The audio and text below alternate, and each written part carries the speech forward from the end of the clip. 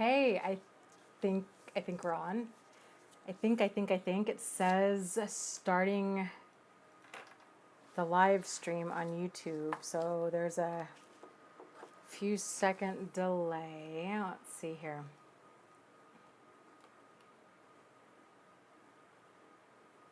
And okay, it's pulling up the chat.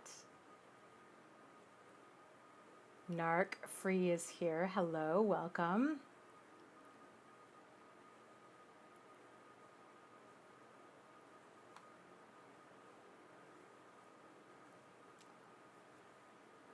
So, okay, good. You see me. Yay.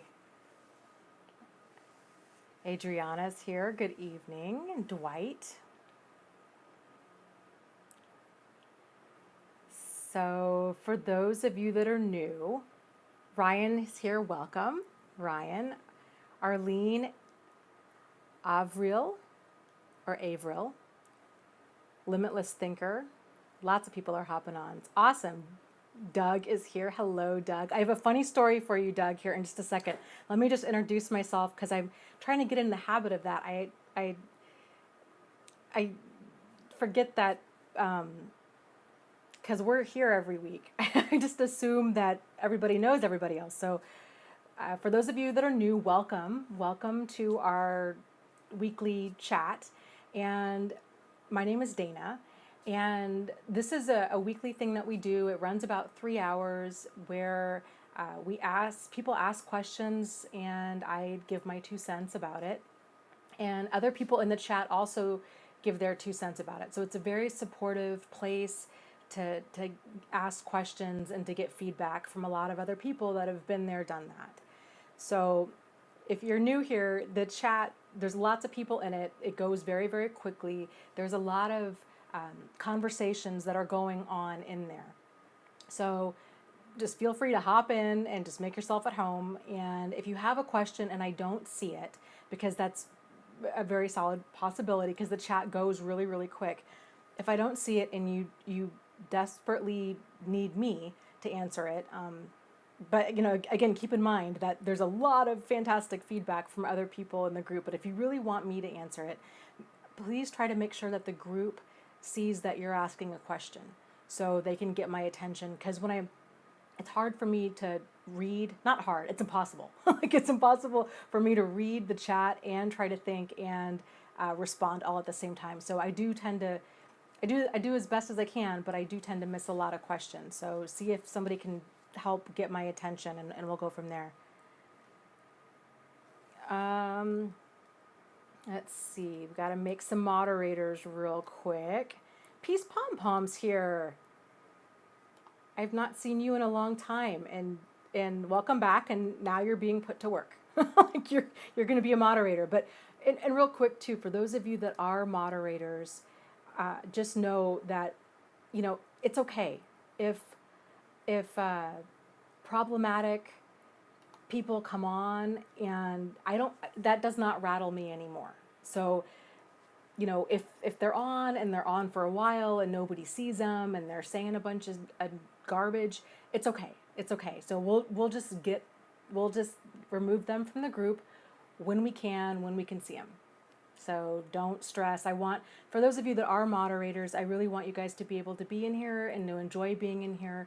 And, there's no stress, there's no pressure. This is just our time. So know that. Okay, so Doug, I have a quick story for you. So I moved my studio, quote unquote, I'll put that in quotes because it's rough, like it's a rough setup. I moved it from my living room to my back bedroom, and which is kind of this catch-all room. I refer to it as the room of which we do not speak because it's awful back here. But anyways, the guy that I'm kind of seeing, his name's Travis. Travis was helping me do all of this, setting this up. I think he's maybe watching tonight. So hi, Travis. And so I was getting ready to go on tonight, and I'm thinking, do I have everything? Like, do I have microphone and my computer and the chargers and my iPad and the lights and I've got my fan and I think I've got everything. And then I sat down and it was like 8:28, and it was this last minute thing where I'm like, oh, the Buddha board, and I'm like, Doug, and I did this like slow motion. It was like a scene okay, I'm being dramatic, but it was like a scene out of a movie where I'm like, the clock's ticking down. I'm like, no, and I'm like running in slow motion to the living room to grab the Buddha board to bring it back, because I know how much you like it, Doug. So, okay, let's see, making some more mods. Narc Free is going to be a mod. Okay, so, and we're going to do things a little bit differently too, because here's what I've been noticing in the live streams, and I'm sure you guys have been noticing this as well, is the chat goes really quick. And so sometimes it's hard for me to find questions. So I've kind of been compiling a list of topics and questions over the past few days, and even earlier today in the support group, I was asking for people's input. So I have a list that I'll be pulling from as well, and just kind of general topics to cover and all that stuff. But there is a question in the group right now, which I think is a very common, unfortunately, very common thing that people go through, and it has to do with smear campaigns. And so for those of you that are new, this is unfortunately a very common thing where you have an emotional manipulator who, because there's no accountability or acknowledgement of their own bad behavior, they tend to, there's no accountability, so they blame everybody else, and they tend to blame, ironically, the person that they have been abusing. And so what happens oftentimes is when these relationships or dynamics of any kind, because, an emotional manipulator, it can be a significant other, it can be a neighbor, it can be a coworker, it can be a parent, it can be a child, it can be kind of any dynamic that you can think of. An emotional manipulator could possibly be in that. So what they often do is they will spin things around and make themselves the victim of the situation. So they tend to launch what's called a smear campaign, where they're making their true victim into the abuser. And they do this, it's just, there's so many levels of crazy making and hurt and heartache to these situations. It's overwhelming, and it's an exhausting thing. And it's one of those things, like, unless you actually live it, it's hard to even to explain it to other people, because it just sounds like something that would be in a movie. It doesn't even sound like this is possible in real life. But unfortunately, I think, as most of us here know, it's very, very real, and it has oftentimes devastating consequences. So with the smear campaign, because what happened to us oftentimes sounds so over the top, it doesn't even sound believable by most people, that, especially if they've never experienced an emotional manipulator, that if we try to tell our side of the story, we sound crazy. We sound like we're being drama. We sound, like we're bitter or jaded, or that we're exaggerating. And of course, that's frustrating and infuriating when people, or even if people tell us that, they're like, oh, you're just bitter, you're jaded, you're blowing things out of proportion. It's really hard to fight a smear campaign head on. Because they're so convincing. Because I really think, in a large part, a lot of them really do believe their lies. And so they can really come across as the victim. They come across as very convincing, especially the more quote unquote covert ones, who do tend to be very charming and likable. And to the outside world, everybody thinks they're very charismatic. They're these really great people, but then kind of behind closed doors, they're very different. And it's hard for people to think, like, well, how could that person be abusive because they're so likable? And so when you're going through a smear campaign, I guess in part it can be very validating to just know that this is very common, that you're not alone in this. And one of, I think, the best ways, well, there's a couple things I think that a person can do, but depending on who they're launching the smear campaign with, to make sure that your actions match your words. Because if you, which can be really hard to do, because if you've gone through any type of abuse, odds are you feel like you know, your behavior is probably very erratic. You're feeling very, you're not yourself, and it's hard to come across and be seen or even act like balanced and grounded and level-headed when you feel like a hot mess. So, but if you can try to let people know, my actions and my words line up, and this is my character. So I guess what I'm saying is to be more concerned about your character and less concerned about your reputation, because character is what lasts. It's who you are. Reputations, frankly, they come and go, and they can be rebuilt. They can be damaged, but they can also be rebuilt. And you don't have to prove yourself to anybody. And frankly, even trying to prove yourself to anybody is probably going to backfire. Because again, like when you start telling elements of your experience, odds are it's probably not going to be believed because it's so over the top. But if you're fresh out of an experience with an emotional manipulator, it can be very helpful to to talk to people right away, because they tend to start doing the smear campaign during the whole like devalue stage of a narcissistic relationship. So that smear campaign really kind of kicks in even before the relationship's over. They've kind of been they don't devalue us just to our face, they devalue us to other people as well.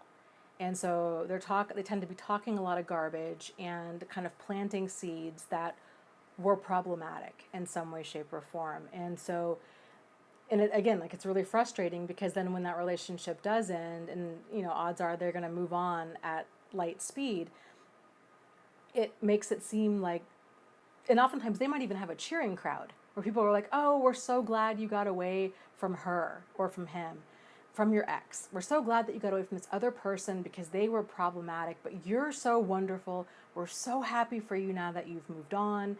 And of course, a big part of that smear campaign is them moving on in a very public way. They tend to put up a lot of, pictures on social media.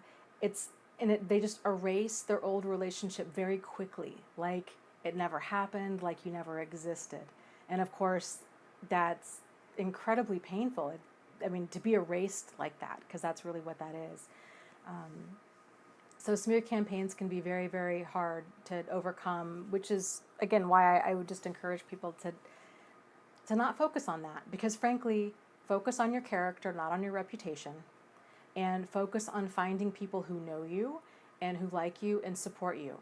Because to try to convince other people of your truth can feel and can be like screaming into the wind. And it's absolutely infuriating, and it's crazy making, and it's not going to get you anywhere. It's going to just frustrate you, and it's going to annoy them. So,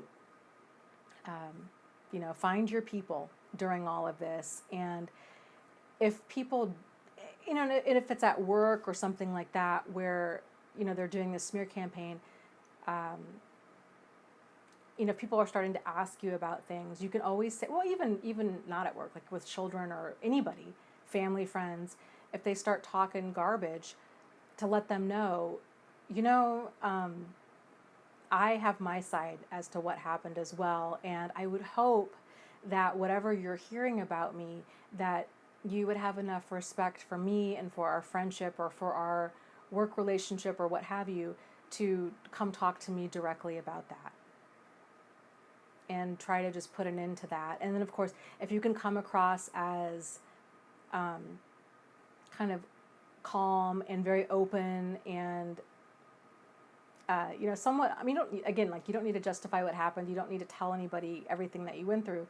But to let them know, well, there's two very different sides to the story here. And, their reality is not my reality at all. And just say, like, I went through hell, and I'm not justifying what happened to me, to anybody, and it was awful. So I hope that helps. And let's see.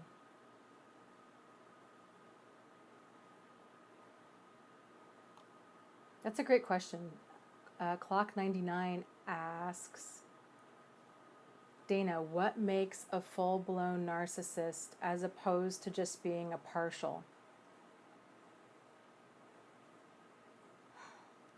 I don't know if it's any one thing. I think it's, most likely a, oh, hold on a second. I'm having issues with the live stream. That's a good response. Kat said, I just said that he was sometimes quite different at home than at work. I like that. That's just kind of a nice way to dance around that, and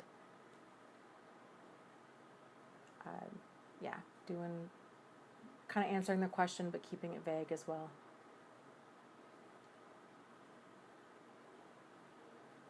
So, and Steph asks, why do they have pictures of all their exes on Facebook? What's up with that? I think a lot of that's a great way to triangulate. It's a great way to stay in touch with their exes, to make, a lot of them like to stay quote unquote friends with their exes, but really what it is it's keeping that pipeline of supply.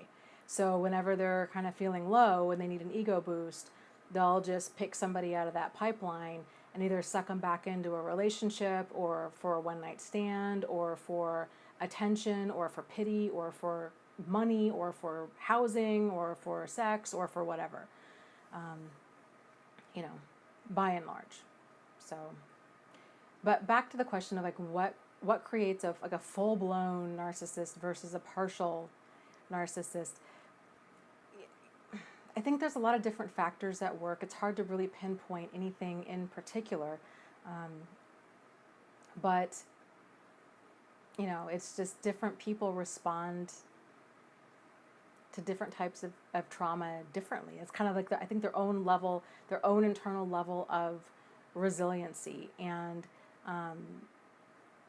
just because everybody kind of has their own innate personality, and you kind of stack stuff on top of it. So it's interesting because it doesn't necessarily require like a lot of trauma to make a person into a narcissist or a sociopath or a psychopath.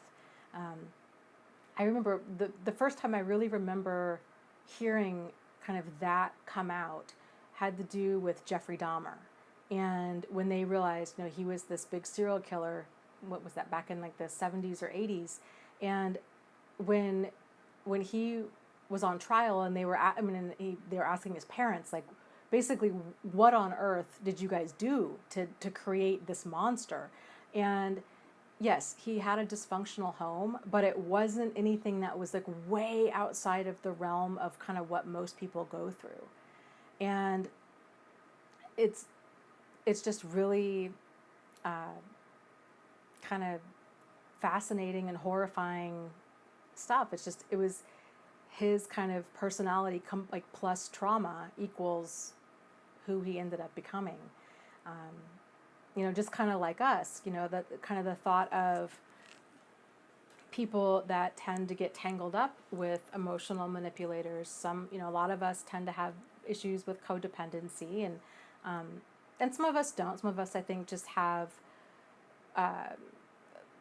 have vulnerabilities that they were able to exploit. But I think those of us where this has been like more of a pattern in our life, it's the same thing. It tends to come from the same types of homes where you've got parents that have created this kind of PTSD type home life where there's trauma, there's either abuse or neglect or both. And that, of course, that abuse and neglect can be either overt or covert.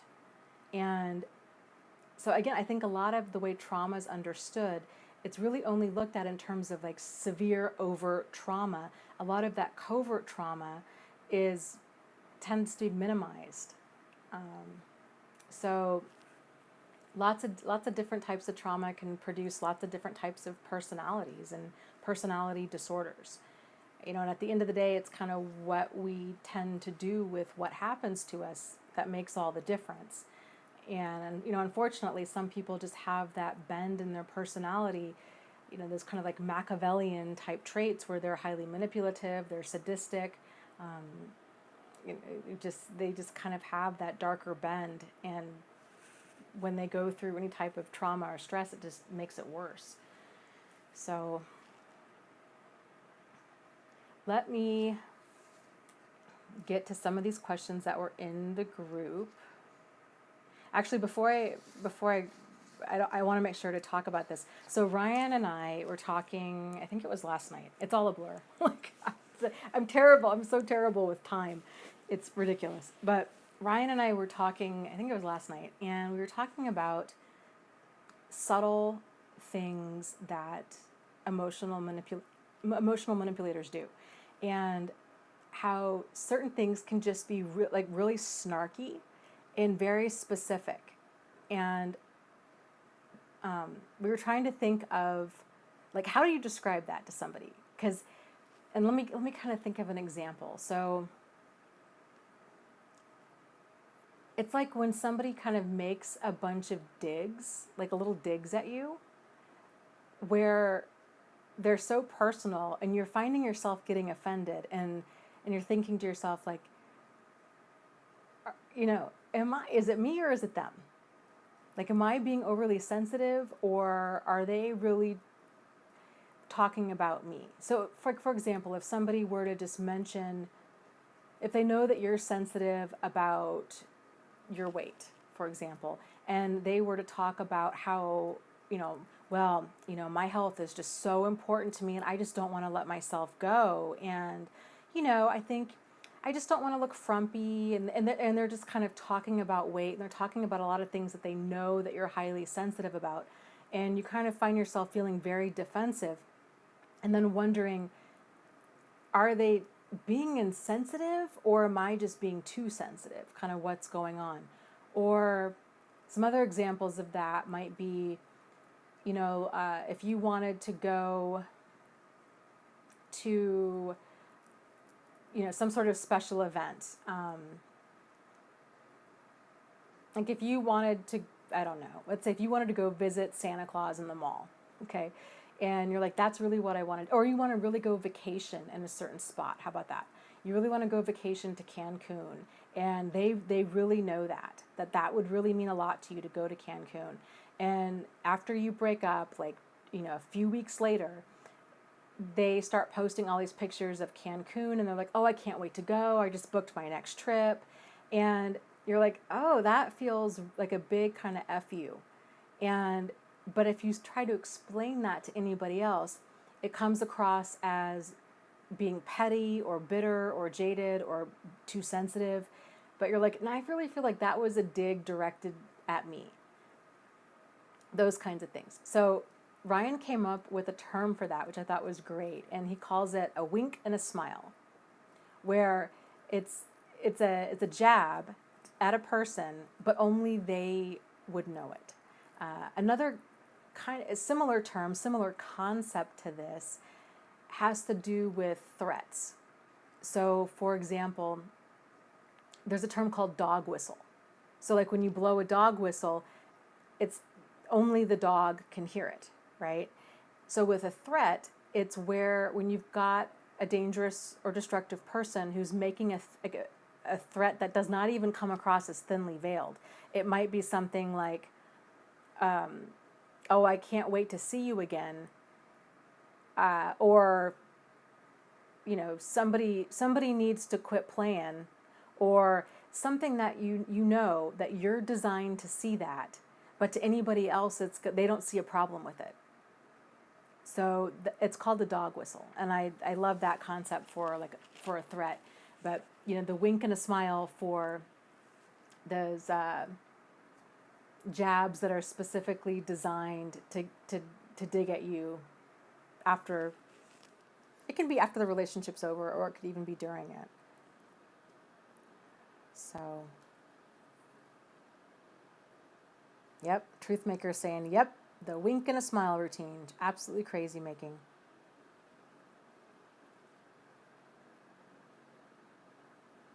Yeah, lots of people are saying, yep, he was great at the wink and the smile. Yes, they are very carefully subjective about comments and pushing buttons.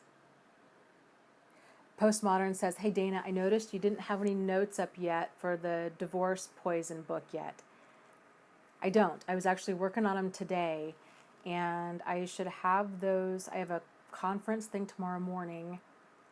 I will try to have them up by the end of Friday. So way behind on those. But I'm working on it. The goal, the goal for my book club, because here's what it is. I got distracted. Like that. This is the truth. I got distracted. I started reading the next book, the Healing the Child Within. This is so the story of my life.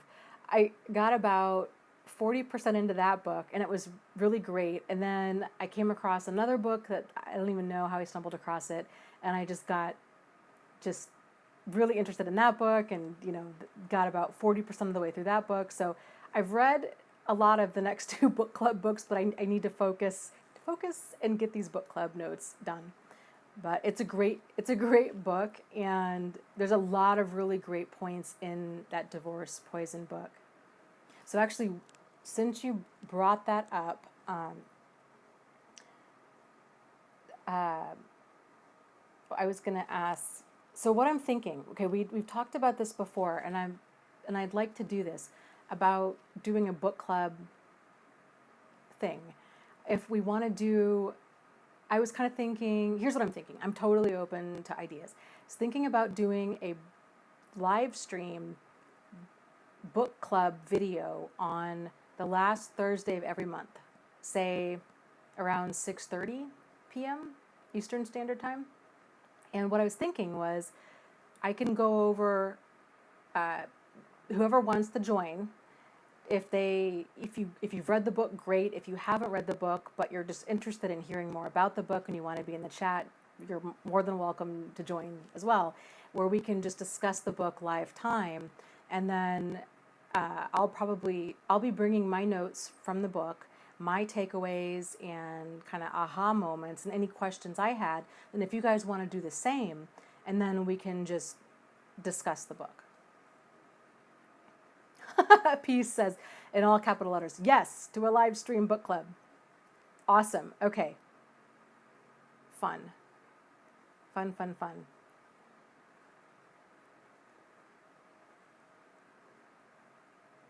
Okay. Ryan likes it. Yay. Ryan, just kind of FYI, Ryan has the best personality ever, and he is so calm, and I can't tell you how many times he's just such a good sport. All of these ideas I have, and all of it, and yes, we discuss many things. We can just talk and talk and talk and talk and talk. I enjoy you so much, Ryan. You're just awesome. So, and Josh says, oh, hi, Josh. I didn't even see you here. He says, but can he drive and live stream too? LOL. I hope not. And you know what, Josh? Seriously, you need to stop doing that. That's dangerous. It's a bad idea. Bad. Bad. Don't do that. So Ryan, yes, Ryan is on Facebook. He's in my group, and he's a moderator in my group. And he's just getting into making some videos. I don't know if he wants me to say, Ryan, do you want me to talk about your channel at all? Josh also has a channel. There's actually been quite a few people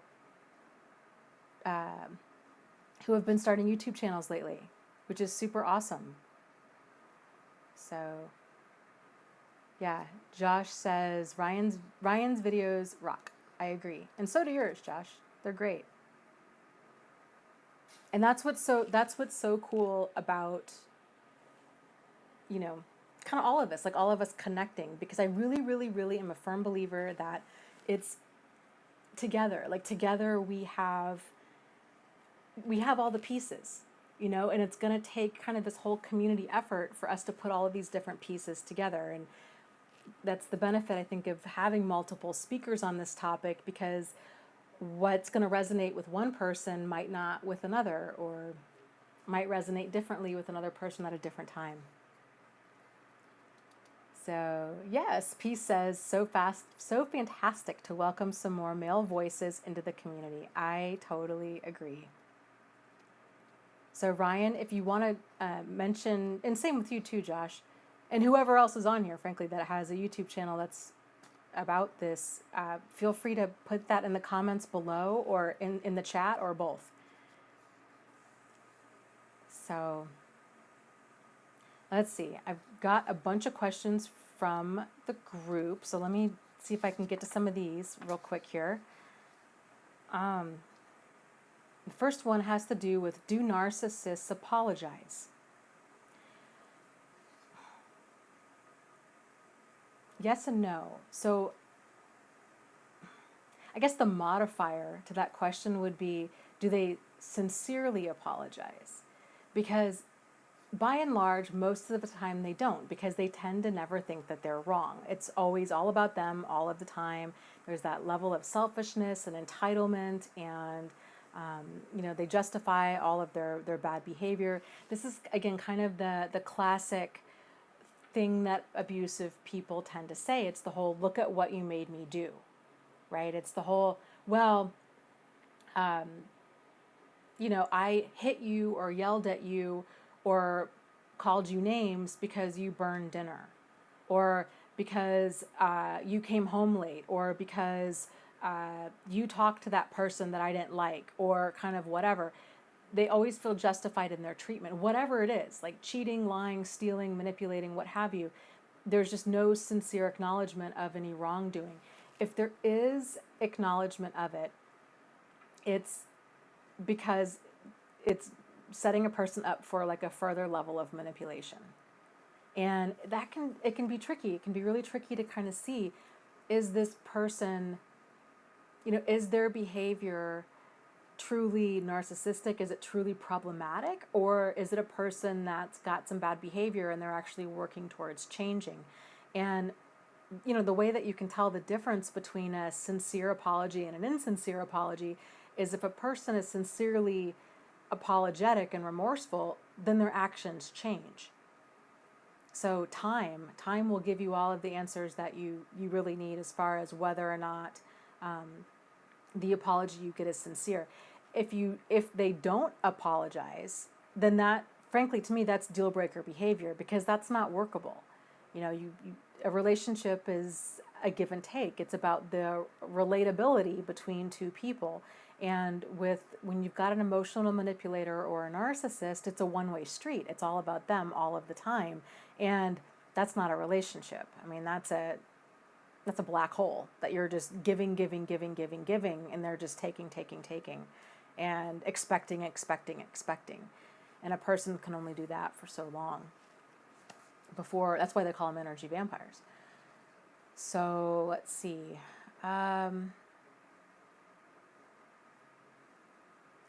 Here, a question. I can't help but feel that my ex is changing his life and becoming a better person with his new supply. I think this is such a common concern and feeling. Very understandable, especially if your ex, if he or she is doing this whole, kind of saving their public image on social media, where they're putting up all these pictures that they're so happy, and not only are they so happy, but they're living the life that you wanted to live. They're taking these vacations, and it's whatever they wouldn't give to you, they're freely giving to this other person, which is devastating. So like, if you've always wanted to buy a house, and for 10 years they never wanted to buy a house, but they're, a month into their being with their next person, now they're buying a house. Or if you always wanted to have children and they never wanted to have children, but all of a sudden this new person, now they're expecting a child. Those kinds of things are incredibly painful, but a lot of it really is, it's that whole kind of wink and a smile. It's these jabs it's part of the devalue. A lot of times they're doing these things intentionally to continually re-victimize you and potentially even partners before you. So when you're dealing with an emotional manipulator, I think it can be very helpful to just really view all of their behavior as manipulative. And it's part of, you know, people don't tend to change easily, and they don't tend to change fast, especially character. So if a person's character is such that they lie, they cheat, they steal, they manipulate, they don't have accountability for their actions, they don't really have a good grasp on what's appropriate, healthy adult behavior, like if they can't, handle their money, if they can't handle, they're lying, they're flirting, they're cheating, they're doing all these things. Most people don't just flip a switch and now all of a sudden they're happy, healthy, and well adjusted. Like that does not happen. They might want you to think that that's what's going on, but that's really not what's going on. For a person to really get to that, frankly, for a person to not only change, but to change at that deep of a level, there needs to be a huge amount of self-awareness that's going on. And not only self-awareness, but a true desire to change. And those two things are very rarely there with a narcissist. The self-awareness, they might realize, yeah, I'm a selfish jerk and I just don't care and I use people, but, people have to tend to suffer enough pain in order to be motivated to actually change. Narcissists and emotional manipulators in general tend to not suffer enough pain because they're never fully accountable for the consequences of their actions. It's always somebody else's fault. So they continue to use and abuse people, and that's one of the main reasons they don't change. So, okay, another question had to do with setting boundaries. And, more specifically, what do healthy boundaries look like? So, again, very valid question, because especially when we're, fresh out of one of these relationships, or if we've grown up with it, it's kind of that realization of, I'm not even sure if I know what healthy is. Like what is normal, what is healthy, what's appropriate behavior, what's workable behavior, what's deal breaker behavior. And the reality is everybody's boundaries are a very individual thing. So everybody's are very different. And it's a learning curve. And your boundaries are going to change, they're going to grow and change as you grow and change. So I think a great way, here's some kind of foundational stuff that I think is a good kind of framework for understanding healthy boundaries, is abuse, addiction, adultery, or attitude. Those 4 areas I think are real kind of good ones to watch out for. So anybody that has abusive behavior, verbally, emotionally, psychologically, physically, sexually, financially, spiritually, any type of abusive behavior, that's a deal breaker. I would never stay to fix another person, period. So if whoever you're with, like whoever you're dating or that you're befriending or what have you, I think it's a good idea to go into things realizing they're probably never going to change. So what you see is what you get. And if you're not okay with what you see, then don't try to change it. Like this is, dating is all about having a level of discernment and viewing the time that you're spending with that person as kind of an interview for like the most important position in your life, was life partner. So it's really good to get a feel for who they are and what they're about, and taking your time. So any type of abuse, and abuse, especially covert abuse, can be really difficult to spot. I think a great way to tell if something's off or if your boundaries have been violated is to pay attention to how you feel. So if you're feeling tense, if you're feeling resentful, irritated, that you need to go vent, that you need to go get advice, that you need to go talk to somebody else to try to get clarity as to the situation, odds are there's problematic behavior going on. And because we can tell if our boundaries have been violated if we're experiencing, by and large, any type of uncomfortable emotion. So again, like resentment, anger, irritation, frustration, rage, all of those are signs that a boundary has been violated. Now, again, because boundaries are a very individual thing, other people aren't going to know where our boundaries are. So it's up to us. Like it would be nice if if we all kind of we were on the same page as far as the basics of appropriate adult behavior, but that's not the case. So it's up to us to let other people know where our boundaries are, and ideally right away, and ideally in an assertive way.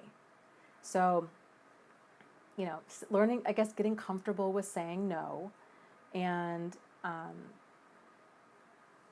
kind of looking inward and realizing what do we need to do to kind of get things more in alignment to where we have peace. We have peace about the situation, where we're not feeling angry or resentful or, taken advantage of or treated like a doormat or kind of what have you. So you can kind of adjust your approach accordingly based on how you feel. Because if your boundaries are in place, and it's amazing the issues you won't have once you really get your boundaries in place. I notice this a lot when I'm at work, because stuff that, and this goes a couple different ways, like stuff that might be a huge issue for me is not for other people, or stuff that's a huge issue to other people might not be for me. And a lot of that has to do with boundaries. So if I'm totally okay with saying no or with having a certain conversation, and this of course takes practice, it can be very uncomfortable for a while, but it does get easier over time. And then the thing too with boundaries is it does get easier over time, and then you're going to get to a place where you're going to think, oh my gosh, I cannot believe I ever did anything different than this, because it's just so easy. Like, it's so much easier to just have that open, honest, sincere, solutions-oriented communication with somebody than it is to say yes when you really mean no, than to walk around feeling resentful, to walk around feeling taken advantage of, to walk around, just angry and upset and wishing that they would change. It's just so easy to kind of just be assertive and say what's going on. But again, it does take a lot of practice.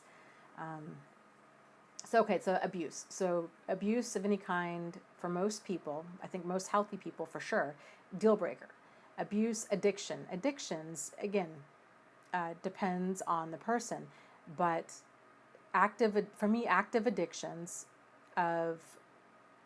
especially if we're talking like drugs or alcohol, deal breaker. I'm not looking to be dragged through hell. So, because that's what it is when you're dealing with a person who's in the throes of an active addiction. That's a long, hard uphill battle, and that's a journey that they have to take, and to kind of hook your wagon to that train is just setting yourself up for a lot of hurt and heartache. So abuse, addiction, adultery, cheating. Frankly, cheating is one of those things, and of course, adultery is when you're married, but just kind of as an overview, cheating in general, it shows it shows a lack of communication, it shows a lack of respect, it shows a lack of, a lack of a lot of things. And odds are too, whenever we catch somebody in some sort of bad behavior, odds are what we've caught them in is the tip of the iceberg. Like that, what you found out about bad behavior wise is the tip of the iceberg. There's so much more. And it's amazing how we can, denial is a really strong force, and how we can try to convince ourselves that we somehow know all of the truth about an affair that they had, or some sort of bad behavior that they had. But if you really think about it, like, what are the odds that what you stumbled across is the whole and complete truth? Like, the odds of that happening are slim to none. So, in the odds of them doing it again, cheating is kind of that whole Pandora's box. Like, once that door is open, it's really hard to close. And in large part, it's because there's this huge chemical release with that. So it's all of these feel-good chemicals of the excitement of it all, and and of course the act itself, and there's just, and then feeling, it's just kind of the thrill of somebody new. So cheating is so much more than cheating, and that's why I think in large part people tend, if they're a cheater once, they tend to continue to cheat, because the average humdrum routine of a relationship can't even come close to competing with the thrill of being with somebody new. And to the mind of a cheater, not to like normal people. I mean, like normal people, we tend to like the deep connection, the deep bond. The routine is not something that we loathe. It's just, for a lot of us, it's something that we really enjoy. But for an emotional manipulator, especially if they're impulsive and they're kind of that instant gratification type personality, then it's, it's too tempting. It's just too tempting. So if a person's loyalty or monogamy is dependent upon their opportunity, then there's a problem, and you gotta go.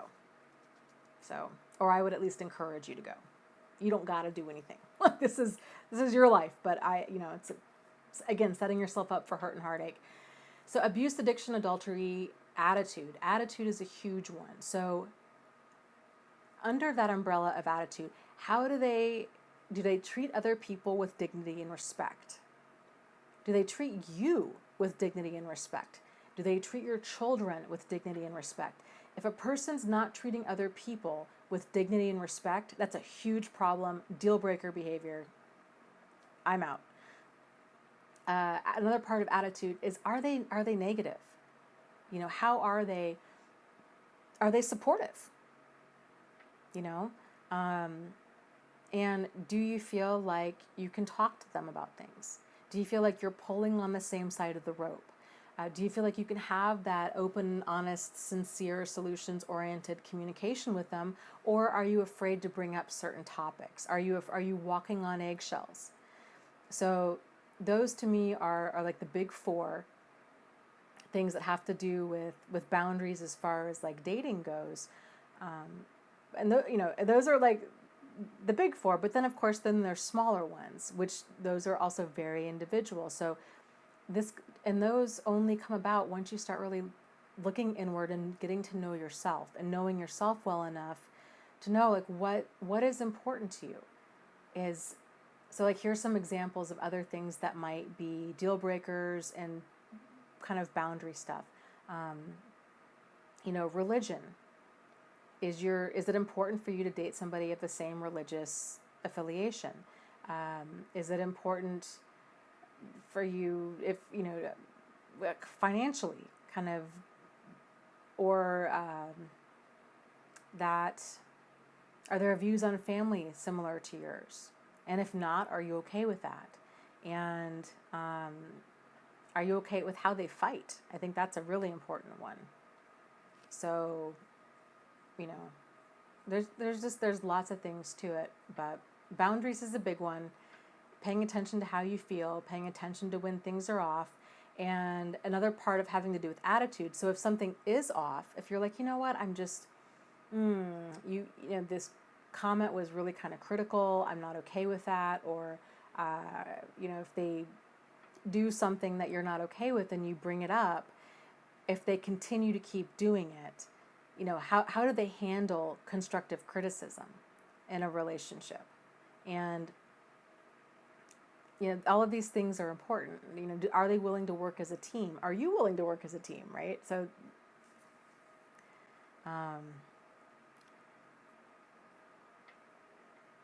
let's see. Oh, I like that. Postmodern says, I heard that boundaries are your values, and you are responsible for guarding your values. I like that. I like it. People are talking about Angelina Jolie and Brad Pitt. Yeah, isn't that wild?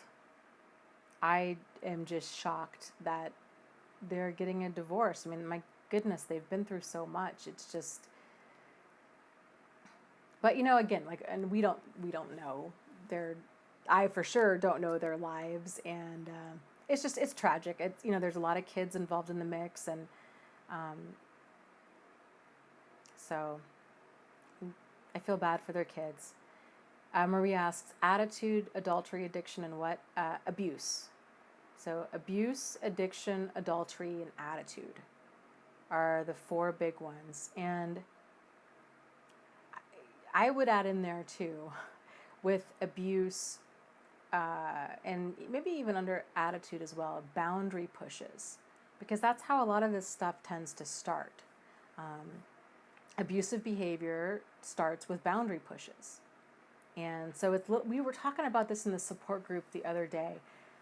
So this one gal was saying, and I think most people who've ever been like online dating have had this experience, where within a few messages, you get a text from somebody where all of a sudden now they're calling you like hun, or sweetie, or some sort of term of endearment. And the gal in the support group was saying that she wasn't quite sure about that. And my response was, to me, that's a red flag. That would be absolutely deal breaker behavior. That might sound extreme to some people, but if you've only had a few text messages with the person and they're jumping to a term of endearment like that, to me that's problematic, because it's a way of rushing intimacy.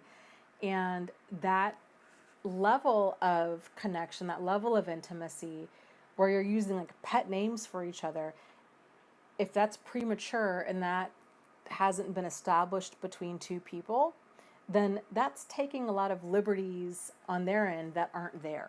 So to me, that's problematic if somebody's moving that fast. Little boundary pushes like that. So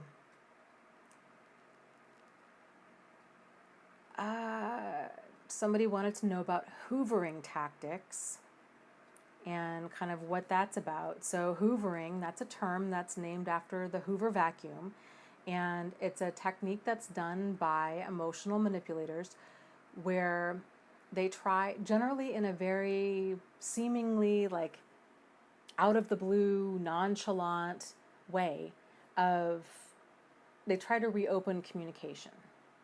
And there's lots of different ways they do this. So it could be sending you a text out of the, you might not have even talked to them for 6 months or 16 years.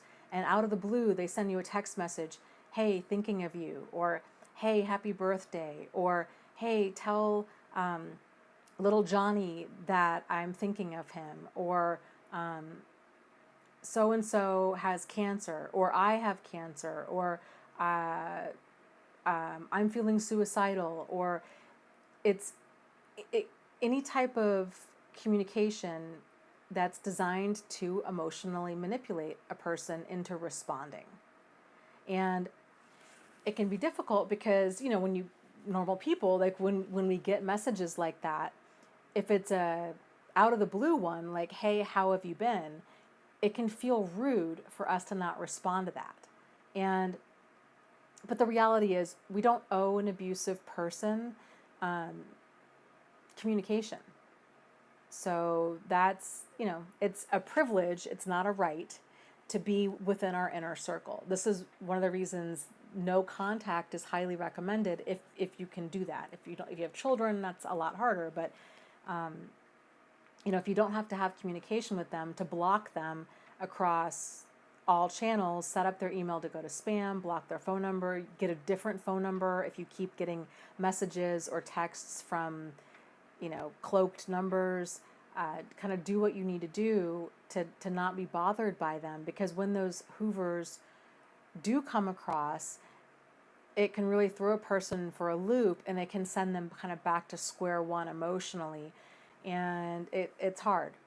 So, and then of course too, with the more provoking text messages, or messages or what have you in general, where it's like, I'm going to kill myself if you don't text me, those kinds of things. You know, again, normal, decent people are like, oh my gosh, I don't want him to go do that. He or she really needs me, so I need to respond to this. But if you get a message that's threatening suicide, really the correct response to that is to call 911, get 911 out to help them. Because if they are sincere, but generally they're not, if they are sincere with a suicide threat, the proper authorities and the proper response team needs to be able to go out there and help them, not us.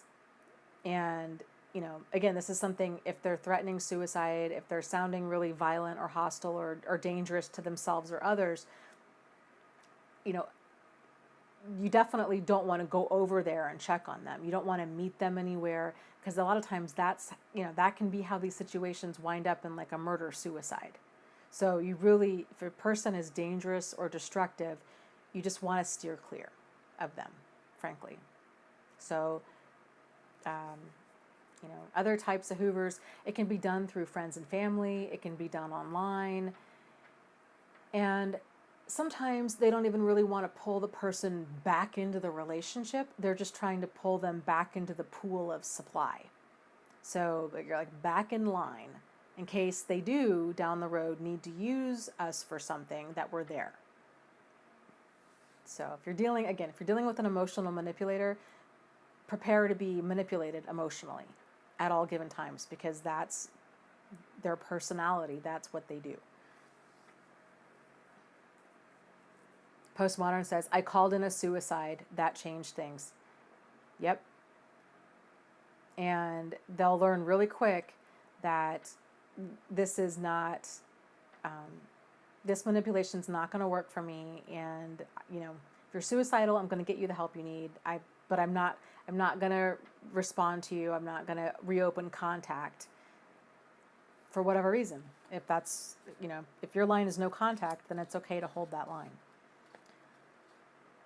And it does help too with hoovering to prepare yourself emotionally for it, because it can happen at any time. So, you know, if you're kind of prepared that, yeah, there's a very solid chance that I'm going to hear from them again at some point in the future. That way you're not so caught off guard or rattled for when it happens. You're not caught up in maybe they've changed, maybe things are different, maybe things weren't that bad. Like, nope, you realize, okay, this is part of the cycle. This is how this goes. And, you know, no more crumbs, no more abuse, no more nonsense, no more manipulations, no more of it, no more of this. So another question here is, what does it mean for the mask to fall off? So there's a couple different concepts and terms regarding like masks of a narcissist. So it's this whole concept that narcissists have this false self.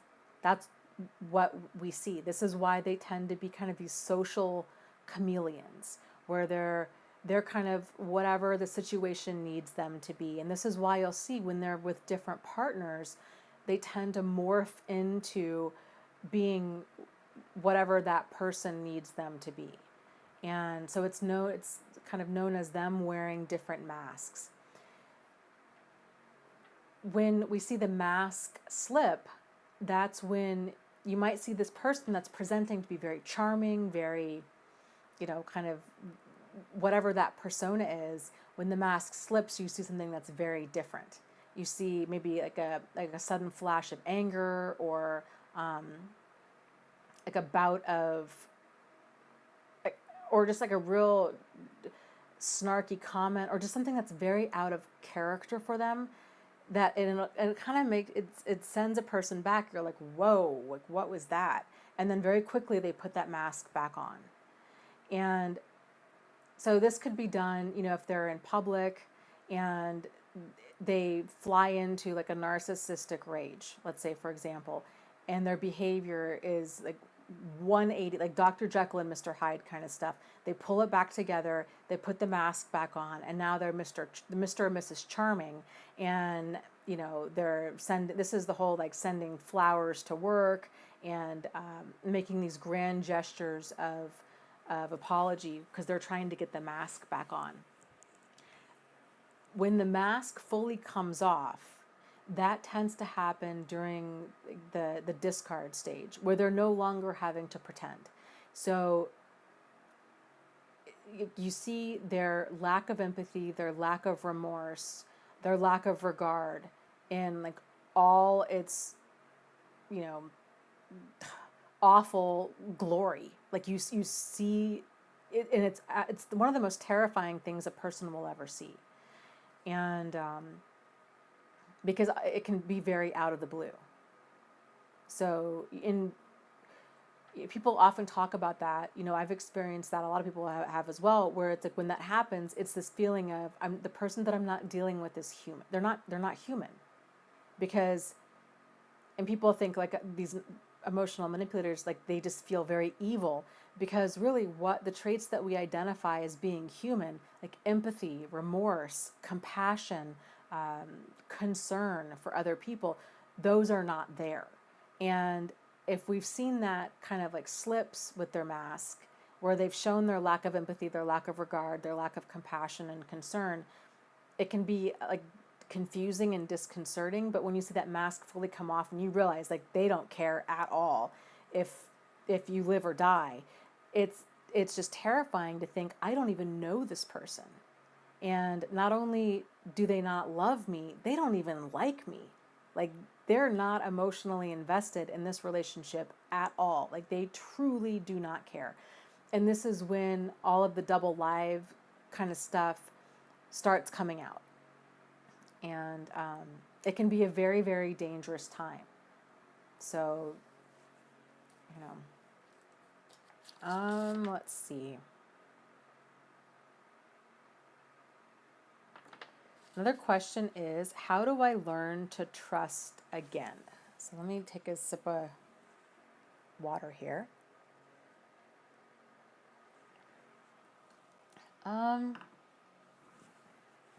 Well, trust is earned. It's not blindly given. So I think if you look at it from that standpoint of trust, trust takes time. It takes time, and it takes getting to know a person.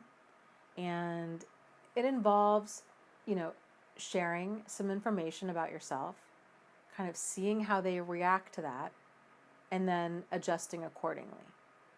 So if you share some information and you're teased about it, you're criticized about it, you find out that they're talking behind your back, that they're sharing this information, that because all of they're acting in a way that's not safe. It would be a mistake to trust a person who is not trustworthy with just like kind of basic information that you're giving them. And again, keep in mind too that most people are really on like their best behavior for like the first 30 to 60 days when you're dating them. So, or getting to know them, whether they're like a coworker or an employee or a neighbor or kind of what have you. People tend to be on their best behavior. Then they get comfortable, and then you start seeing like their real self come out. So, trusting them with a little bit that you feel safe enough to share with them, see how they react to it, and then if they handle it appropriately and there's that appropriate level of concern and regard and respect and dignity that's given back to you, then, and again, this is totally an individual thing. So you might decide, okay, I want to share a little bit more with them. And again, kind of checking the temperature of all of this. Like, how are they responding to this? How are they reacting to this? Or you might decide, okay, you know what? I shared some information. They really handled it well. I feel like they're pretty safe. They're treating me with dignity and respect. And I'm feeling good about things. But then you might think, well, okay, but I've shared enough for today. And then you might just kind of change the topic or turn the focus back on them. I think what a lot of us tend to do, I know myself for sure included, is making the mistake of thinking that other people are just like us.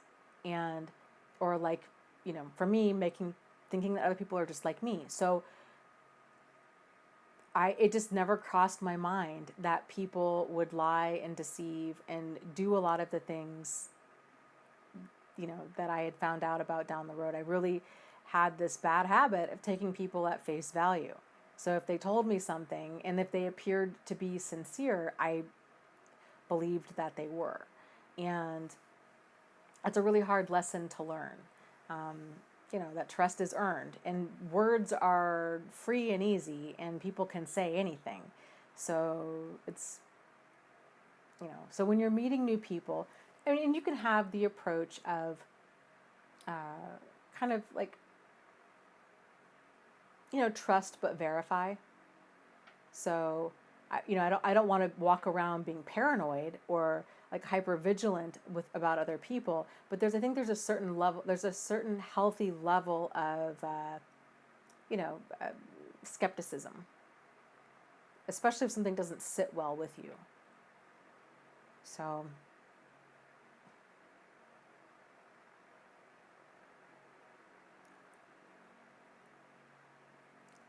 let's see. Here's another question. This is a good one. After this relationship, I've been struggling with showing people affection. I really want to, but it's like I'm numb and I get embarrassed by my lack of affection. Is this normal? And if so, how do I deal with it? Well, I think it depends on the people and the dynamic that's already in place with them. So if you're talking about lack of affection with people that you already know, like let's say your children or your friends or family, that I guess that's kind of that's one thing. But if you're talking about new people, like dating again and being uncomfortable showing affection, then that's something different. So if it's people that you know, that you previously had been affectionate with, and something's different, I would say you could bring that up in like an age appropriate, obviously situation appropriate kind of way, and just say, I'm sorry if I'm a little bit reserved, or if I'm not as affectionate as I normally am. It has nothing to do with you. It has to do with me, and especially with children. So just kind of framing it in a way that I've kind of been going through some stuff, and I'm sorry if I seem different, but nothing to do with you. I love you very much, and kind of just reassuring them and letting them know that it has nothing to do with them. If it's new people, like you're dating again and you're uncomfortable being affectionate, or like you just don't know how to kind of get back in the swing of things, that is very normal, like very, very normal. And it's normal to be very hesitant about being affectionate, especially being like physically affectionate with a new person after something like this. And it does take time, and there is that feeling of being numb, which is understandable if we've been hurt. It's kind of a protection, a way of protecting ourselves. So, and it may be a signal, that you're not really ready to date, or, it could also be that you're just really not that attracted to the person that you're trying to date, too. So, I think kind of playing it by ear and like turning inward and like paying attention to how you feel and trying to figure out how would you want to behave in this situation, and like what would you rather be doing differently, and then kind of again like turning inward and asking yourself like, well, why am I uncomfortable? Am I uncomfortable holding hands? Am I uncomfortable kissing? Am I uncomfortable? Kind of where along that spectrum am I uncomfortable? And what would I need to do in order to get more comfortable with something like this? Because oftentimes time tends to be what helps. So just taking time, being able to trust a person. We tend to open up with people when we trust them. And again, that's something that's earned, and it's something that takes time. I'll be curious to see what other people say about that. Um, so yes, Salon says gut instinct helps when deciding about people.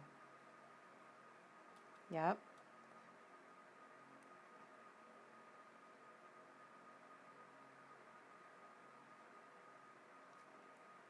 Okay, here, wait. Oh, this question's going so fast. Evie says, how do we deal with living in a small town and constantly running into my ex? No contact is impossible, especially within this lesbian community. I'm doing friendly, but very bland gray rock because she's borderline. Well, it sounds like you're dealing with it in the best way possible. I mean, if moving is not an option, if you're wanting to stay in your small town, if you're wanting to stay within this community, then I guess that's kind of really all you can do as far as handling the situation, out in public. I guess my question would be more of like, handling the situation emotionally within yourself. So possibly joining a support group, you know, finding people that get your frustration and get how hard it can be to be friendly to a person who is, manipulative, and that you've had this, kind of whatever the dynamic was with you guys in the past, who understands that. So it's really helpful to have those supportive people that understand, like, the struggle is real. Like, I still have to see this woman, and we're within the same community, and that's crazy making. But possibly trying to go to different places, starting to meet kind of different people, expanding your inner circle and your community, broadening your horizons, taking up new hobbies, really just disconnecting from her as much as possible. And unfortunately, I'm sure, as you've been experiencing, probably as a lot of people have been experiencing, it's one of the hard things with doing that is, you tend to lose a lot of friends. People take sides. People don't understand. There's a lot to it. After you break up with an emotional manipulator, there tends to be a lot of kind of casualties of this war that happens, and it's very unfortunate. And it's something that I would encourage people to kind of prepare for. But it doesn't have to be a negative thing. It doesn't have to be a scary thing. It's just like a transitional thing, and I would just try to let that push you in a positive direction, to just really expand your inner circle, expand your horizons in ways that don't involve her or her friends. Commenter asks, how do I tell this guy that I don't want to talk anymore without sounding like a jerk? Well, I guess it depends on kind of why that is, and what's going on, and if he kind of more of what the dynamic is. But assuming that he's a decent person that you're just not feeling that connection with, I think you could just bring it up and just say, I'm sorry, I'm not feeling that connection. It's nothing personal. It's just the spark's not there. It's harsh. It always sounds harsh, doesn't it? It always feels harsh telling a person no, or that we're not interested, or kind of setting that boundary. But the reality is, it's better to just be kind and open about something like that than to waste another person's time and to continue a relationship that isn't going to go anywhere.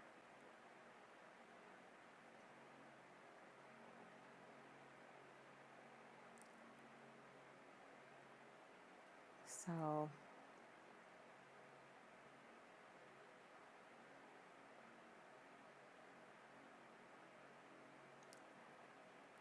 okay, let's see. Yeah. Parnell is saying, talking to Cecilia about stuff, and saying it's okay to take things slow. That's why the 90-day rule helps so much. Yeah, it really does.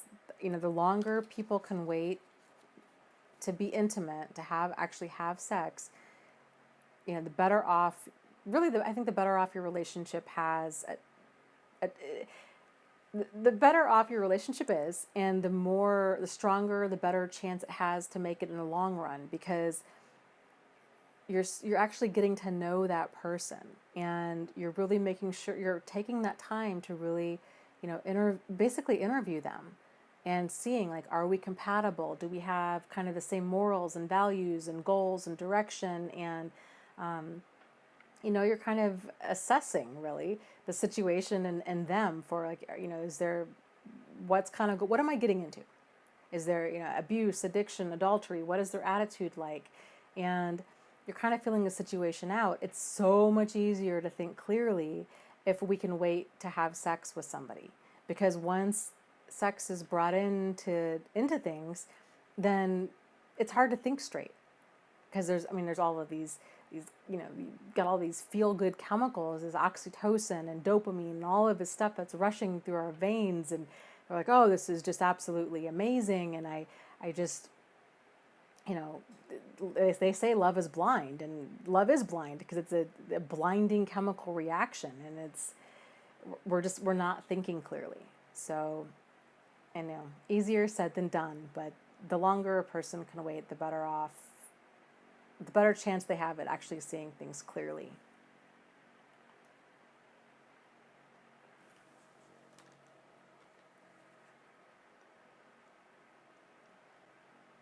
Kevin says, I've had to take charge with my therapist because I don't trust her at all, and she doesn't seem like she really is all that qualified, but it helps to get some objectivity in my life and vent. I think if you can find benefit in your time together, if it's still of benefit to you, then then it is what it is.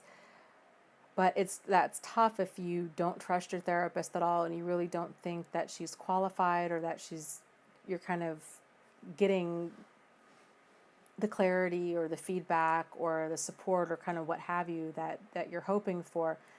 It might be worth calling up some other therapists and talking to them over the phone for a few minutes and just seeing if there's more of that rapport with them. Kevin says, I would do that, but there aren't really any good ones around here. You're in the support group. Support groups really, really, I feel like really, really do help. A lot.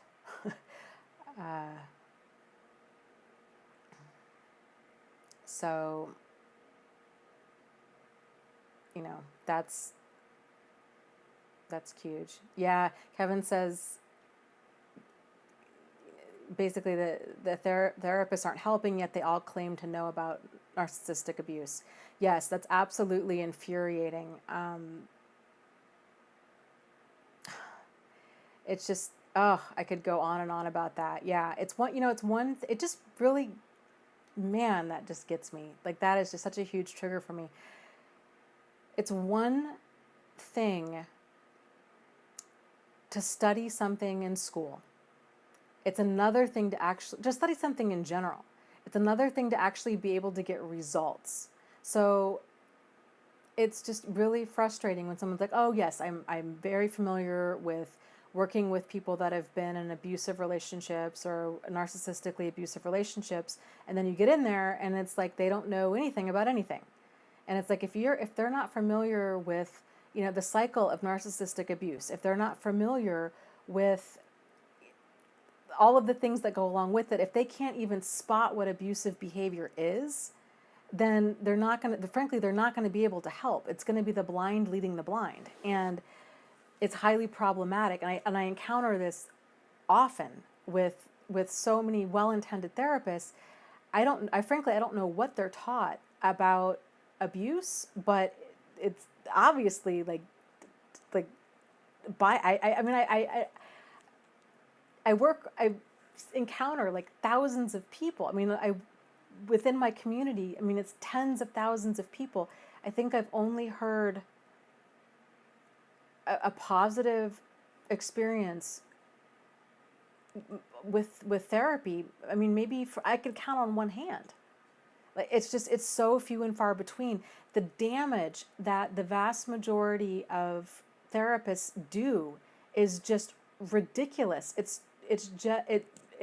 makes me want to spit nails. And it's not, and I think a lot of them are very well intended. It's just the training. And I know that might sound really arrogant, but I mean, I've experienced it. A lot of other people have experienced it. It's just really, really frustrating. So,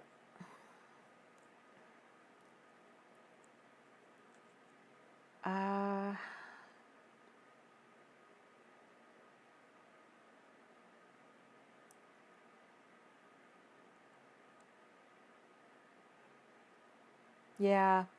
Elise is saying, I've gone to therapists in the past who made me feel like it was my fault, and if I had changed, things would get better. No way. I think that's very, very common. I think there's a lot of therapists out there that have this idea. It was just bizarre to me.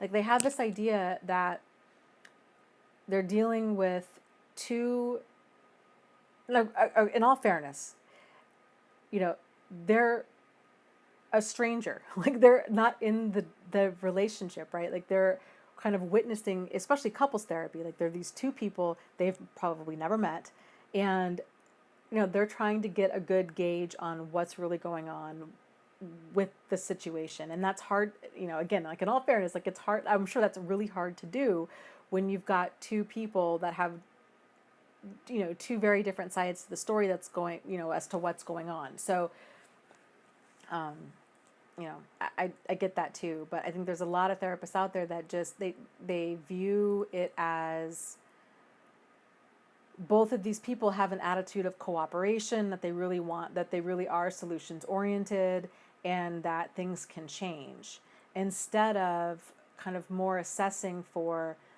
okay, what I'm hearing is abusive behavior, and am I dealing with one person here who has kind of that power over mentality?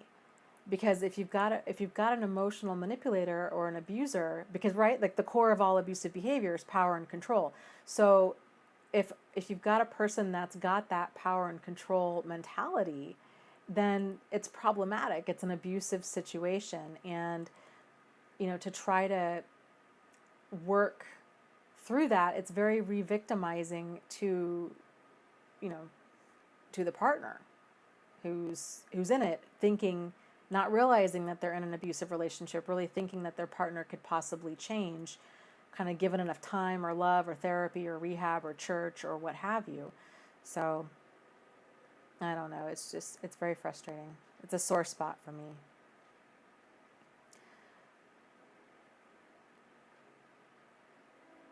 And let's see.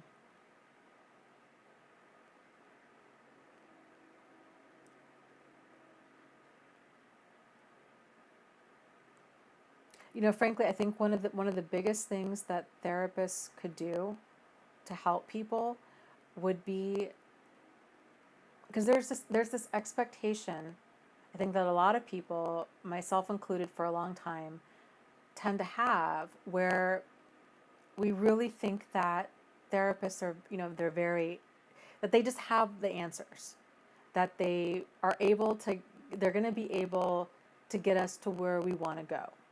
And that's probably not a fair expectation, right? Because behavior and people and our brain, all of it's very complex. But for therapists to tell people, you know what, like, I'm going to do the best I can, and we're going to try to explore this together. If at any time I'm saying something, like, you might feel triggered, and explaining to people, like, what a trigger is and how that feels, I think would go a long way with opening up that rapport and helping to connect. Because, again, like, triggers, kind of like boundaries, other people don't know what's going to trigger somebody.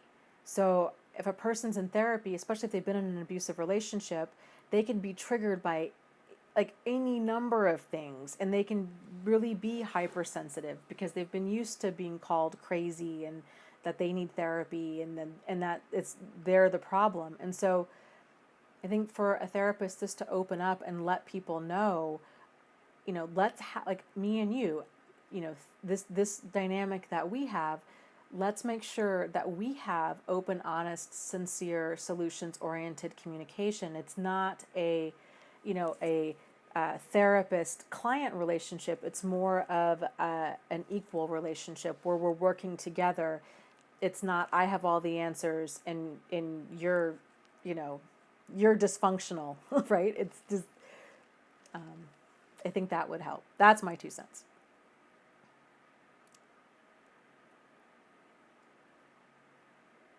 So I would be curious to see kind of what other people have to say about that, what they think would help.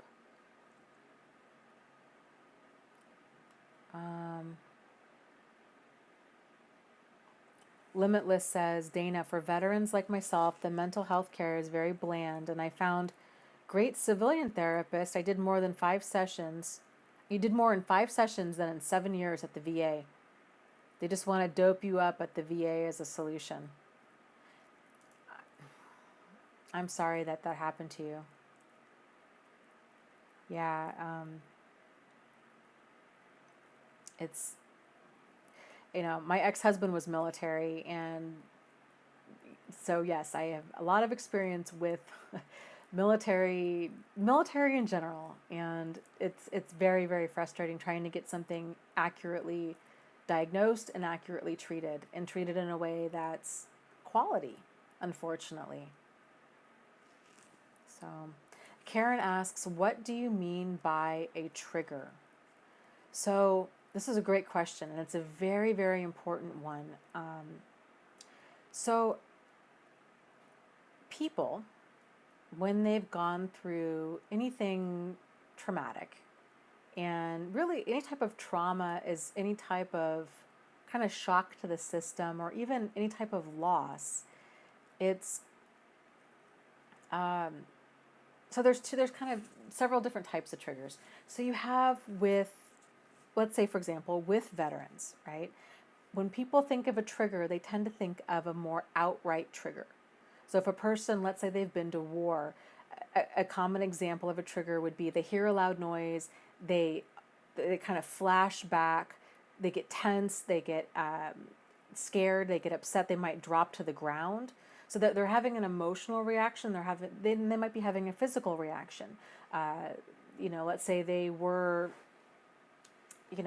I don't know, in war, and they saw a child die, and now they come back from war and they have a hard time even being around their own children, because they're so triggered by that. Like they just can't unsee, they can't kind of process that traumatic event that happened with the child when they were at war. So most people are familiar with triggers kind of in those more extreme contexts, but if we've been through anything traumatic at any level, then we can be triggered. So, and triggers, I think, it can be seeing something physically, or it can just be experiencing something emotionally. So seeing something physically. So let's say, for example, if a person was beaten as a child with a leather belt, and maybe one day they're in a store and they happen to just walk past a display that had a very similar leather belt that their mother or their father used to wear, that they used to beat them with. And now all of a sudden they find themselves in like a really rotten mood, and they might not even be able to connect it. They might not even be able to realize, why am I in a bad mood? Because they might have just looked over at it and just thought, ooh, and it might have just been uncomfortable. But now they're in a bad mood. Now they're feeling anxious, and so there's different types of triggers for different types of people, and we all respond to them in different ways. So, and it's interesting as we kind of go along to see how, like, what are my triggers and what are my responses, and to try to bring as much awareness, and this takes practice, but try to bring as much awareness to it as possible when you are feeling those triggers and those uncomfortable emotions surface, and to try to sit with it, because it's actually very interesting. It's uncomfortable, but it's also a sign of stuff that needs to still be resolved within us. And so I'm trying to think of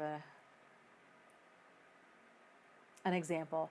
One of the ways, like for me, I think probably for a lot of people, I can tell that if I'm being triggered is I tend to have a very disproportional emotional response to the situation. And in the past, I never knew that that was a trigger. I just was like, I'll catch myself, or maybe somebody else, like my brother, would be like, "Wow, what is wrong with you?" And I'll realize, I'm like, "Wow, I like was really acting out of character. Like that is just not me. I was feeling really defensive, really hostile, really or incredibly sad. Like maybe out of the blue, all of a sudden I'm just overcome with emotion, and I'm kind of thrown into a funk, and I don't want to go out that night, or I can't stop crying, things like that. Or so it's interesting to kind of see when that comes up. So for, like we were just talking, like, so for me, one of my really big triggers that I'm really trying to work on is I'm very easily triggered by therapists, and which is ironic in many different ways, and it's frustrating because I like the personality of people by and large that tend to become therapists. Most people that tend to become therapists are really solid, good people. They tend to be really interested in human behavior. They tend to actually really care. And those are my kind of people. But I just have major issues because of stuff that was very re-victimizing for me, and the kind of the damage that it did in my life. So it's hard because, especially now doing these YouTube videos, now that I realize this is a trigger for me, I get incredibly defensive and I get incredibly angry. I'm trying to pay attention to when that comes up and to bring it down a few notches, and to have a more like level-headed approach about it. Not only for like my own sanity and trying to actually work through this, because now that I realize what it is, I can more easily work through this. But then also, because I am doing these YouTube videos, I don't want my issues to negatively influence anybody else out there. So just because I have unresolved issues with therapy, I don't want that to hinder anybody from actually reaching out and potentially getting the help that they need. So it's really driving me to try to deal with this. I don't like saying deal with it, because then I feel like I'm in resistance and I'm struggling, but maybe dance with it. So work through it. My computer is, there it goes. Let's see. Let me scroll down.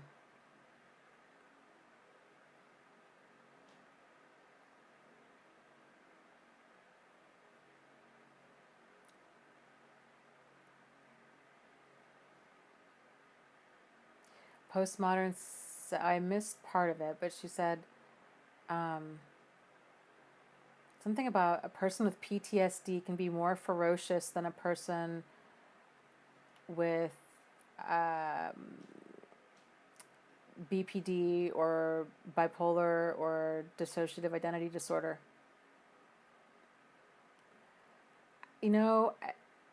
So there's a great book. I don't know if you had a chance to read it.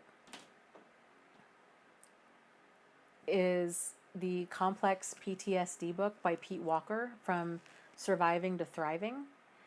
And it's a fantastic book. And so the core of that book is that basically what we, the terminology that we use, personality disorders of any kind, he basically, and really frankly, many mental illnesses, his belief, and many trauma specialists believe that the roots of that are within trauma, that it's a PTSD response to trauma, and that different people process trauma differently, and it comes out in these various different defense mechanisms.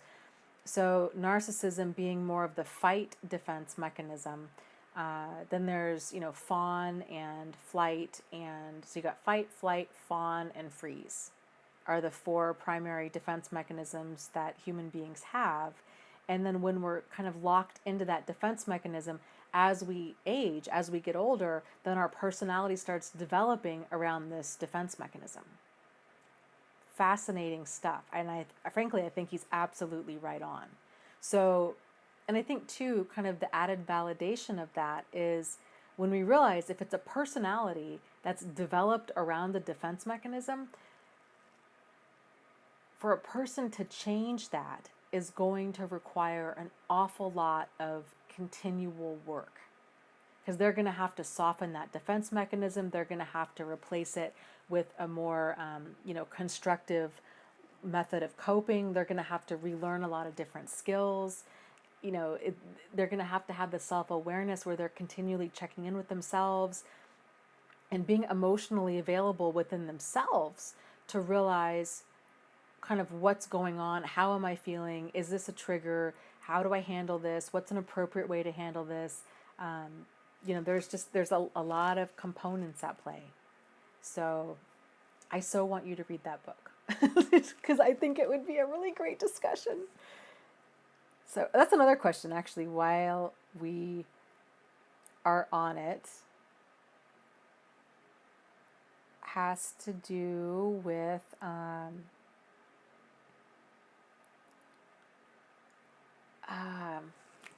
and I have my notes for that book. That's on the book club and the support group.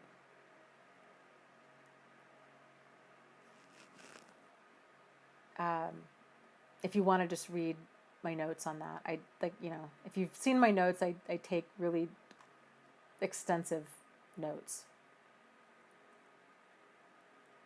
It's a really great book. So, okay, so with the book club, how do you guys want to do this? Because I've been doing this I've been reading, I read like probably on average a book a week, but I do book club, like one book a month. And so, and I've been doing this for not quite a year. So there's a lot, kind of like this backlog of books.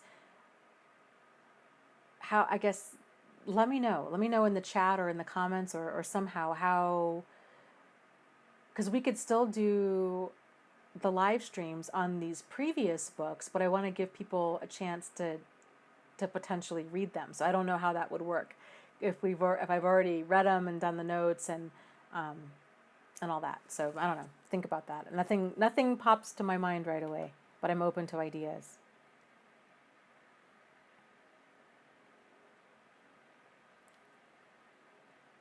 And I want to say too, I could be wrong. I think that complex PTSD book is well, I guess this is only a good deal if you have Amazon, what is it, Unlimited or whatever, where the books are technically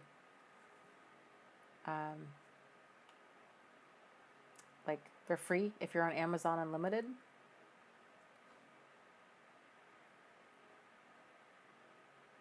So Amethyst asks, it's a question from Jaffa. Are all violent people narcissists? No. But I would say probably, my guess, it's a big statement. It's a big question. I would say probably a lot of them are. So I guess the difference would be, is it an event or is it a pattern? And kind of what's driving their violence? Is it, it could be substance use, it could be some sort of like recent trauma. It could be kind of any number of things. But if this is, I think it's safe to say, if a person if you look at personality stuff, I'm so in love with like this whole concept of these different defense mechanisms, because to me that just makes absolute sense. If you look at people's behavior, obviously our own included in this, in terms of defense mechanisms like fight, flight, freeze, fawn. And when I say fawn, he was basically saying friend. So more of the codependent defense mechanism of trying to get out of harm's way by people pleasing and being overly permissive, overly allowing of problematic behavior. That fight response is violence, right? So it is very much that me versus you. It's that primitive competition mindset. So the core of violent behavior is that fight response. Whether or not that fight response is ingrained enough in a person for it to actually be, their personality, to where it's, because when we say personality disorder, it's really a pervasive, so, long lasting, pervasive, problematic personality. So a person has been this way persistently, pervasively for, a long period of time. This isn't kind of a snapshot in time. Like, this is just kind of how they've been for quite a while. And this is how they've been for quite a while, free and clear of any kind of illicit substances like drugs or alcohol. This is, or I should say mood altering substances. Like, this is just who they are, personality wise. Versus somebody who might be violent, because of any number of things. So I think you have to kind of look at, is it an event or is it a pattern? Is this, and how are they handling their violent behavior? But really, even now that I'm saying it out loud, like even if a person has violent behavior, I would just distance myself. I'm not going to sit around, and it's sort of like sitting around trying to figure out, is this water that I'm drinking, if I know that I'm drinking poisoned water, right? It would be a mistake to sit around and think, well, is this poison? Is it strychnine or is it arsenic? Or is it bleach? Or kind of what type of poison am I drinking? Like, that's really irrelevant for our purposes, right? It's more of, all we need to know, is it problematic? Is it dangerous? Is it destructive? Is it deadly? If the answer is yes, then we need to distance ourselves to where we can stay at a place where we're safe and sane. But that's a really great question. So, yeah, I think that might be another. Limitless is talking about unpredictable behavior. I'm going to put that under that umbrella of attitude that I was talking about before. Again, some warning signs there. Does a person have kind of this, Dr. Jekyll, Mr. Hyde personality? Do they have this impulsive, unpredictable behavior where you just kind of never know what you're walking into? You're uncomfortable bringing up certain things because you just don't know their reaction. That's all highly problematic deal breaker stuff, because again, there needs to be a level of stability there, and to have a relationship, to have that relatability between two people. I mean, it's not healthy if if the dynamic is out of balance to the point where one person is fearful of the other person. So,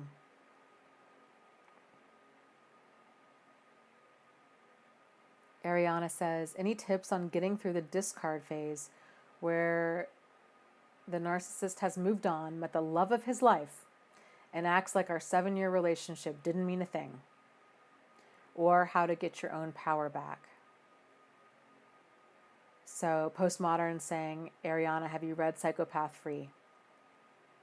I think that is a great first start. That's a fantastic book.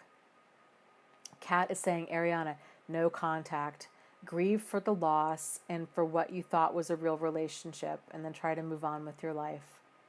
Yeah. Yep. So, it's, I think, realizing that if a person, if they are a narcissist, if they have a problematic person, and I'm even hesitant to kind of even use that word narcissist, because then some people get caught up in that and they're like, well, but I don't really know for sure, and I think so, but I'm not sure. But their behavior is like highly problematic, and it's, they've been lying and cheating and manipulating and mishandling money, and it's all about them, and there's no empathy and there's no remorse, and on and on and on. Like, frankly, any one of those things is like problematic enough for it to be a deal breaker. So I just want to say that. But so if you're listening to this and you're finding that using the term narcissist is tripping you up, and you're kind of wondering, are they indeed a narcissist? I would encourage you to look at the behavior and not focus so much on the word. But okay, so all of that aside, with him moving on and finding the quote unquote love of his life, people with that kind of behavior, where there's no empathy, there's no remorse, they're impulsive, they're reckless, there's no accountability, there's abusive behavior, all of those things, they don't attach to people like how normal or healthy people attach to people. Everything's at a very surface level. I think it's really important to fully understand that concept, because I think in a lot of ways it can help a person to let go and to move on. Because if you realize that for them, it's the same. It's the same as saying, I love this cup, is the same as I love you. Well, that's a problem, because it should be two very different types of love. One should be a lot deeper than the other. And there's not that bond, that connection with people at a deeper level. It's all very superficial. This is why they're able to do that discard. They move on at light speed and they erase their past relationship like nothing happened. Because it's very much like, if I really love this cup and then I break the cup and I'm like, oh, that's a bummer. And they just scoop up the pieces and toss it in the trash and then go out and buy a new one. And I know that's so painful and I'm so sorry, but that's like the same level. And so I guess knowing that this other person is not the love of their life, because they don't attach at that deep level, it's kind of that level of impulsivity, and they're caught up in that love bombing as well, where they're caught up in that idealization period. And, after that fizzles down, and then the reality, 90-day period of time, when the reality of the relationship sets in, when they start seeing that other person clearly, and, of course, too, when they start relaxing with their own behavior and their new partner starts seeing them clearly, then the reality of the situation takes in, and you start really seeing this other person, like warts and all, then they become very disenchanted very quickly, and that's when that devalue stage tends to start happening. But it can take longer, but it tends to be kind of when that idealized stage wears off, which tends to be fairly quickly.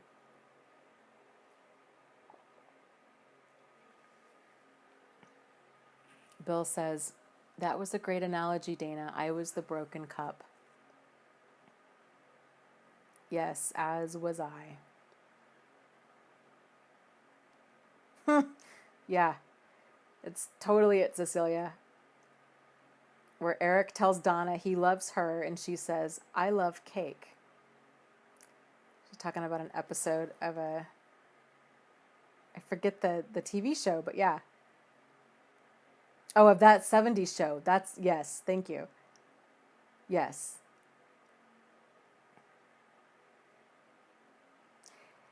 So, but I'm sorry, back to your question. I think what does help with that, with truly embracing that, because it's an intensely painful it's like all of this is so painful, right? Like just realizing it's an illusion, realizing, the cycle, the idealize, devalue, discard, and that they just didn't bond with us the way that we thought that they bonded with us, and that here we are kind of mourning the loss of our soulmate, and they're just fine, like they've moved on and it's not even a thing. There's just so many levels of hurt in this. I think educating yourself, reading about narcissism, reading about CPTSD, there's a lot, like I said, there's a lot of different YouTubers that talk on this. So if you're big into kind of watching YouTube videos, to watch a lot of different videos on this, watch a lot of different speakers. And again, I think kind of with all of us different speakers together combined, it's going to give you a more complete picture of this, because we all have our approach, we all have our own way of conveying this information. So support groups are incredibly helpful if you haven't already joined one. And I would encourage you to join a handful. There's a lot of them on Facebook. And the reason I encourage people to join a handful is because, again, different groups are going to resonate with people differently. So you might find that you're a better fit in one group than another, and so on. So it really is helpful to be a member of a handful of different groups, to reach out for support as to people that get it. Because that really is just the most validating thing. And the benefit of especially online support groups, because it's 24/7 and people are truly there around the clock. It's nice to just to know that you're believed and to know that you're supported, and whenever you need to be. So that's incredibly helpful. And just kind of realizing that this is going to be in a really emotionally turbulent time for you right now. And to really triple up on your self-care and just realize that his behavior is not a reflection of you. I can't stress that enough. His behavior, their behavior is not a reflection of you. It's a reflection of them. Because normal, healthy, well-adjusted people don't go around destroying other people. They don't jump from relationship to relationship. They don't have a lack of empathy, a lack of remorse, a lack of regard for other people. So that's not you. It's not that you didn't mean anything, right? It's that this person's not able to connect at a deeper level. It's a reflection of them. A normal person's or a healthy person's level of connection, they're a narcissist or an emotional manipulator's 100% might be a normal or a healthy person's 10%. Like they're just very limited in that way. They don't have any more to give. So I hope that helps.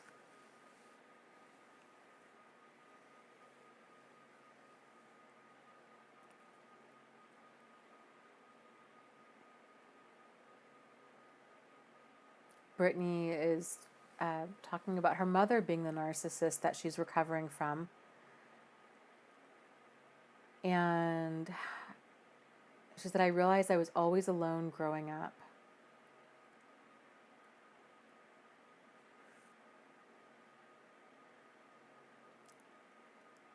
I'm sorry that you went through that. If you're interested in support groups, there's quite a few out there specifically related to kind of daughters with mothers that were narcissists. And so you might want to check on Facebook for that, if that's something that you're interested in.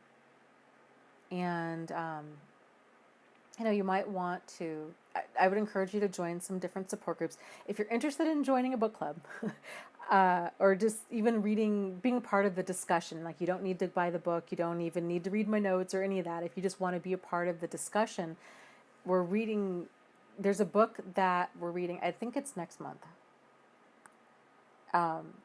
It's on healing the child within. And I'm about halfway through it. It's fantastic. And it talks a lot about healing the child within and kind of the trauma, growing up and having a, kind of a traumatic childhood of any degree. And how to process that and how to handle that and how to move through that. And really, really, really great book. So if you're into reading, if you want to join the discussion, that might be something to consider as well. But yes, very eye-opening when we start connecting the dots with this. Because I think what happens for a lot of people is they tend to maybe get into therapy, or they tend to kind of find their way into a support group, and because of a relationship, probably with a significant other. And they might have realized, yeah, I've got some family dynamic stuff going on with my parents or my siblings, but my guess would be, by and large, it tends to be the relationship with their significant other. They realize, okay, I'm in a relationship with an emotional manipulator, so like a narcissist, a sociopath, a psychopath, now called antisocial personality disordered people or narcissists, and they kind of realize, oh, this is really problematic, and then they might start connecting the dots, and they're like, oh my gosh, there's actually been quite a few of these people in my life, my whole life. And then the light goes on, and they're like, oh my gosh, my dynamic with a parent or parents was also either abusive or neglectful. But again, this kind of goes back to, I think we all have this idea as far as what abuse looks like and what neglect looks like. And so if our experience doesn't match that, it's really hard for us to identify what's going on, because we're just too close to it. And that's something that probably sounds very foreign to a person who hasn't gone through that, because it's got to seem weird to be like, well, how could you not know that you were in an abusive relationship? And the reality is, well, if we're walking around with this idea thinking that an abusive person looks or acts a certain way, or that abuse only comes across, a lot of people have this idea of abuse is only abuse if it's physical, that everything else is just a person kind of being a jerk. And no, the reality is there's multiple types of abuse, all of which are very damaging. And I think, frankly, if you were to ask most people, the most damaging kinds of abuse out there are verbal, emotional, and psychological. They're the ones that don't leave physical bruises. They're the ones that leave like emotional bruises, because those take so much longer to heal. And again, frankly, too, physical abuse, by and large, starts with verbal, emotional, and psychological abuse. It's why people stay. It's why people stay in these dynamics. It's because they've been ground down. It's because the blame has been shifted. It's because they've been told that they were crazy, or that they needed therapy, or that they were too sensitive or too emotional or can't take a joke. So all of their feelings about everything, all of their very valid feelings about being abused, were minimized and invalidated. And so they just kind of grew up. People that grow up in homes like that tend to stuff their feelings, and they tend to, and that becomes our new normal, where we're so out of tune with our wants and our needs and our desires and what's reasonable behavior, what are healthy boundaries, what is kind of what's appropriate, what's not appropriate, what's a deal breaker, all of this kind of stuff we have to relearn later on in life. And then again, it's kind of that added feelings of shame and embarrassment of, oh my gosh, how did I not realize that I was in an abusive dynamic growing up? And again, it's peeling layers of this onion of our life back and examining it. So it's intense.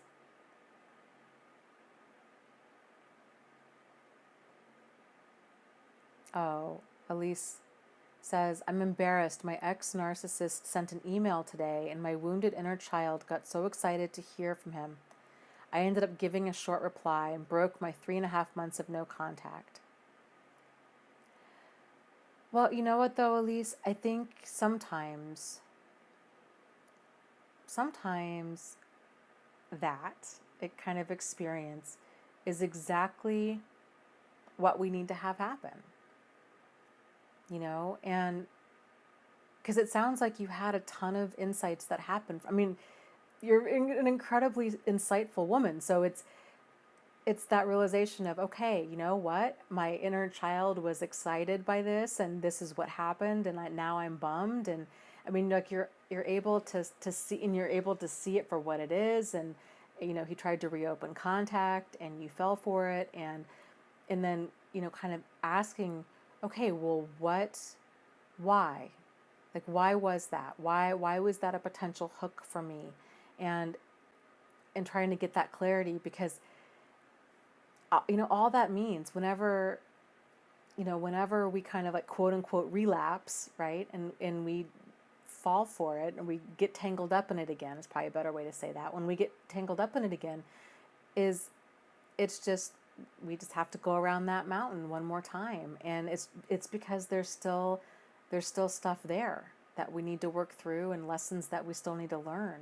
And and I know that this, but to try to just release judgment of it, and to try to release this doesn't mean anything other than there's still lessons there, and that's totally okay. Like, that's totally okay. I think on average, most people, it takes them 7 times of leaving before they leave for good.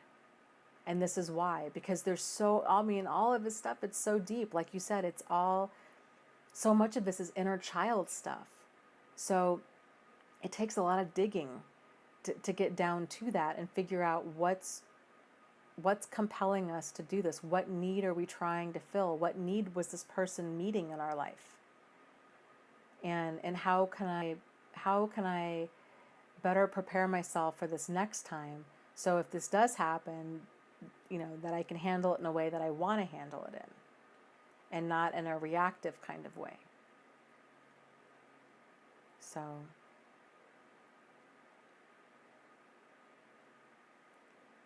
yeah, it's all just the giant journey, isn't it? Like, for all of us.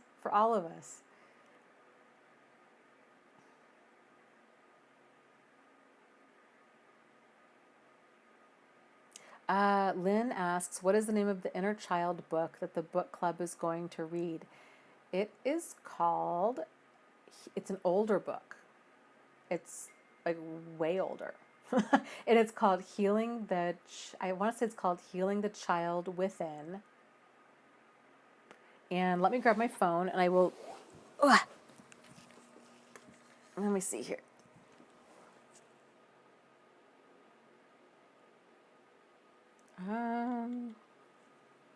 Let's see. Let me look it up on Amazon real quick, and I'll tell you.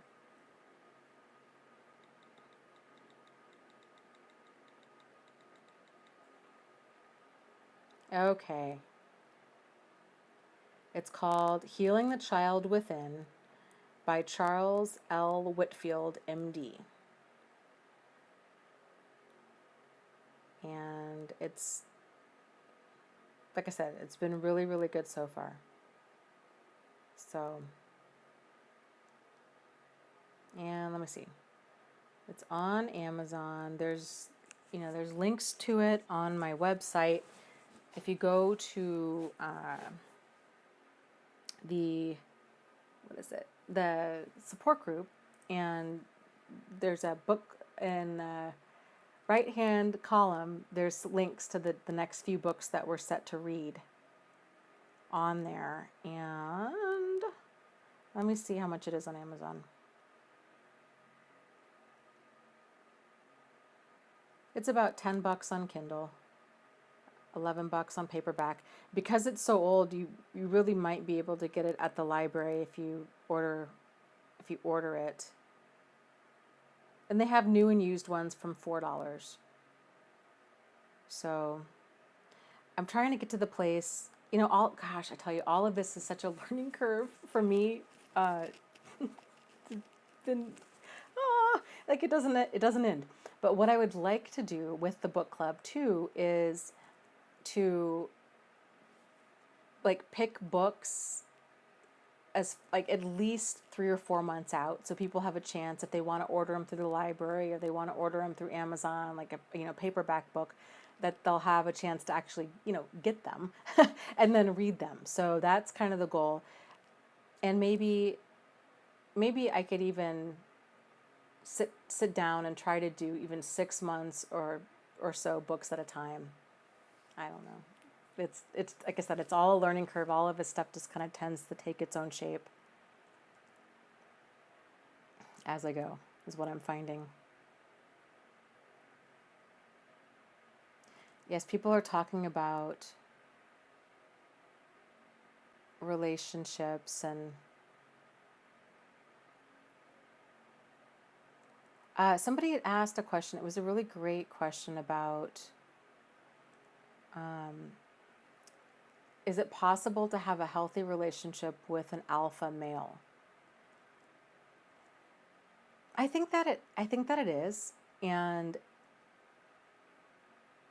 because some people, I don't. That's a whole that's a rabbit hole conversation for sure, but it's more, I think, of the character traits that you're looking for. So a person could be very alpha, and there's also alpha and beta females too. So you could have a very alpha personality, but I think what's more important to look at is, how do they treat you and how do they treat others? Do they treat them with dignity and respect? Or because that's important. That's, in my opinion, in my book, that's deal breaker stuff if those two elements are not there. Do they have open, honest, sincere, solutions-oriented communication? That is so key. All of those elements need to be there. Because if any one of them is missing, a healthy relationship is not possible. So kind of those elements, those are really, I think, what I would encourage everybody to look for in a friendship, in a work relationship, in a significant other relationship, kind of what have you, because that's the foundation of a true relational relationship.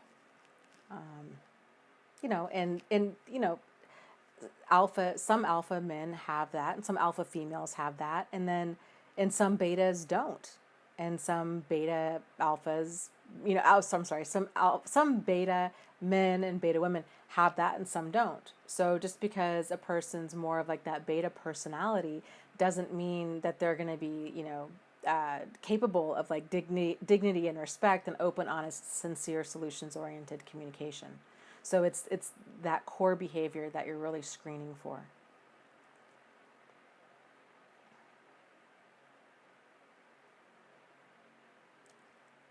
And let's see.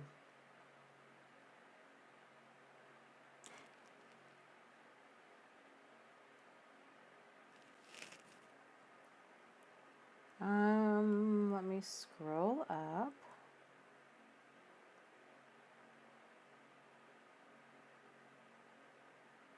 That's a really great question. Gosh, Carlos says, "Hi Dana, if sex is used as a coping mechanism, what does that say about your inner child?" That's a great question. My 2 cents on that would be, I think a lot of people tend to, for them, sex equals affection. It equals attention. It could equal safety or stability. It could equal that feeling of importance. So I guess it depends. It depends on what need they're meeting with sex. Because if it's a compulsive kind of thing where it's not that bonding between two people, if it's more of if it's a coping mechanism, then it's a way of coping. It's a way of handling a need not being met. So I think different people do things for different reasons. So it would be worth kind of looking at and thinking, okay, if if a person's acting in a compulsive way, what's driving this behavior? What need am I trying to meet? Because all of our behavior, everything that we do, everything that everybody does is to meet some sort of need. And I think that's a very individual thing, so it's something that's worth doing some soul searching about.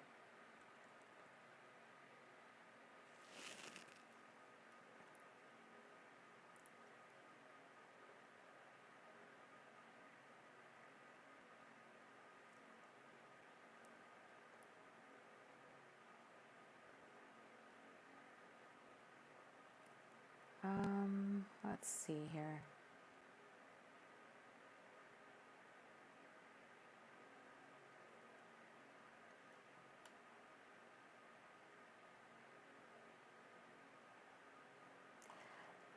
W asks, well, what about, as far as narcissists go, what about porn and masturbation as the only sex they want, and that's compulsive?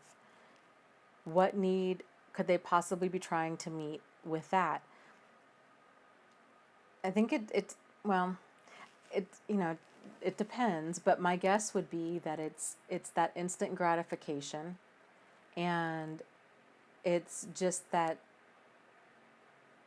it's just that instant kind of gratification of all of that.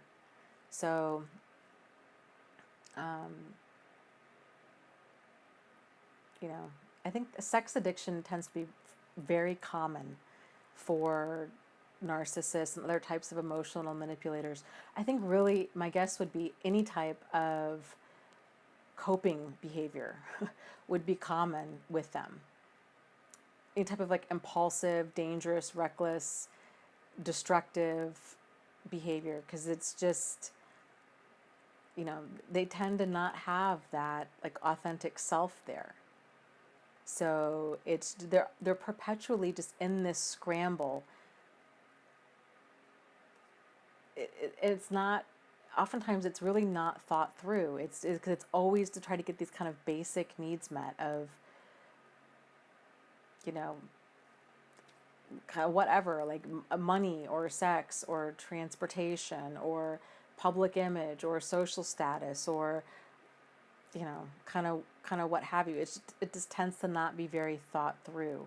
So, and I think too, oftentimes, sex addiction, especially if they're not having sex with anybody else, if it's porn or if it's masturbation, it could just be their way of gratifying themselves and, really truly like not attaching to somebody else.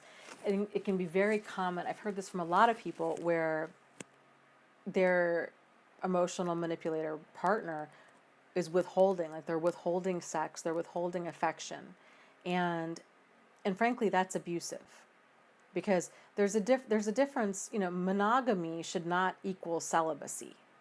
It's not fair to get married to a person and then just like turn that spigot off and be like, well, now we're married, so I'm going to totally dictate our sex life. Like, that's not fair. And it's not reasonable. So, but a lot of narcissists will do that, and they'll just say, okay, well, they're either using sex or lack of sex as a punishment, or they're turning towards like porn and masturbation. There's so much that could be going on. Everybody's situation's different. Where, if they're withholding from their partner, but then they're reserving that sexual activity for themselves, like, that's a way of devaluing. It's a way of withholding intimacy and affection, and it's emotionally abusive as well. It's sort of like saying, well, for whatever reason, like, I'm not wanting to be physically intimate with you. I would rather go look at strangers, go look at porn, or I'd rather masturbate instead of actually being truly open to intimacy with my partner. And, so again, like, a lot of different things tend to drive their behavior, and, yeah.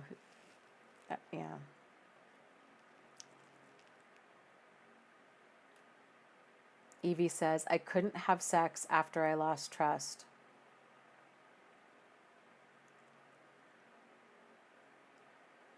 I agree.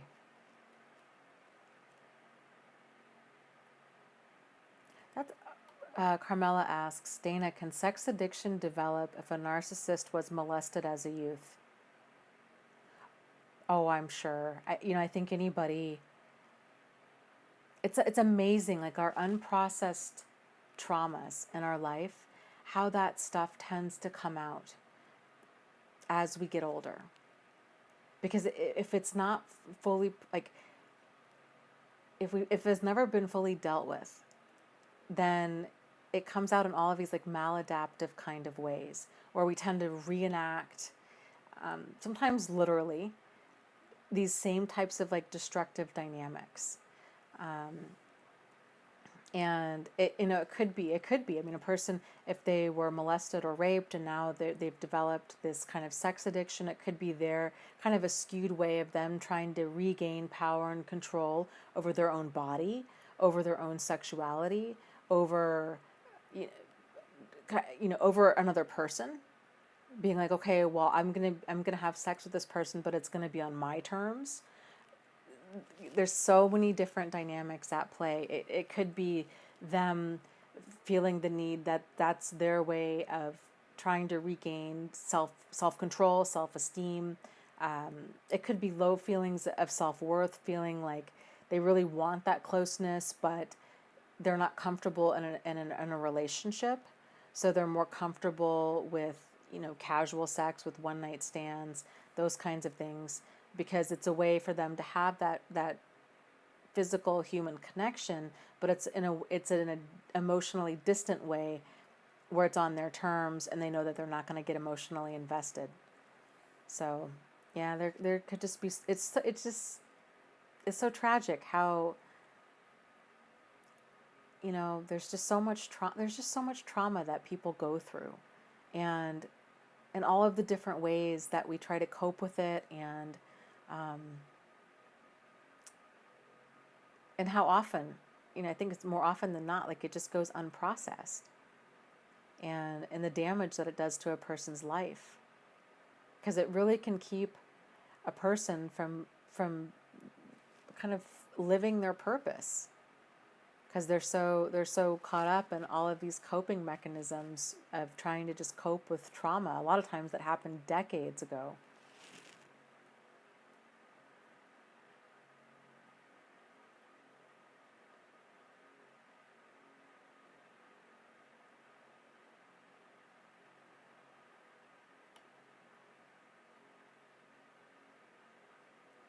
So let me scroll up here.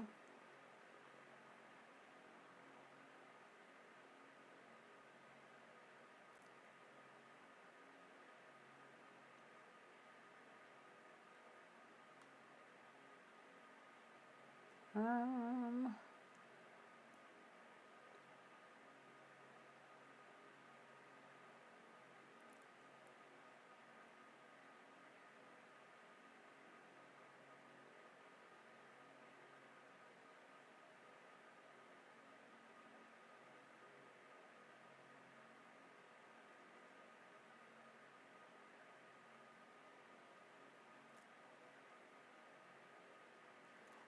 People are talking about kind of the different dynamics of sex in a relationship, and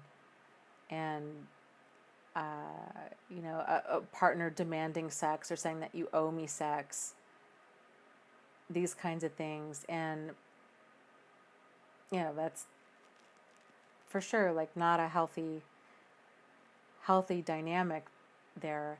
I think it can be, it's a conversation that's really worth having when this is kind of part of that whole like interviewing process when we're dating somebody, and of course, with narcissists, they're emotional manipulators. They're very like deeply unconscious people. They're, again, like a lot of like unprocessed stuff, and so I say this, it's good to have these conversations, but then also kind of realizing when you're dealing with a highly manipulative person, you could totally have these conversations with them and they're not sincere in their communication, and then things could very much change after you got married or after you had a baby, or after you bought a house together, and they got more comfortable with the dynamic. But kind of that aside, it is, I think, a good conversation to have with the potential partner about kind of expectations. How, sexual wise, how often do you like to have sex? What kind of sex do you like to have? Um, you know, like really, really having these deep conversations about, this is what I would like my life to be like, and does this work for you? And this is what I'm okay. Just not, obviously not just about sex, but just about everything. You know, if a person's of a certain religious affiliation, this is what I would like to see. I would really like our children to go to, I don't know, Catholic school, or I really would like our child to be circumcised or not circumcised, or I'd really like, you know, it really stresses me out if I don't save at least 15% of every paycheck. That's important to me. It's important to me. These are the ways that I'm okay with investing money or not investing money. This is how much money I need in my savings account in order to sleep at night. This is the kind of, like these kinds of discussions. So people kind of know what they're getting into. Because again, I think we all tend to go through life thinking that people are by and large like us, especially if we're dating and there's that whirlwind connection, and of course if they're doing all of this mirroring and we're like, oh my gosh, we're so perfect together, we have so much in common. And then we start realizing, I don't really know if we have that much in common. And because you start seeing them for more of who they really are, and probably them seeing us for what we really are. And then that fantasy kind of fades.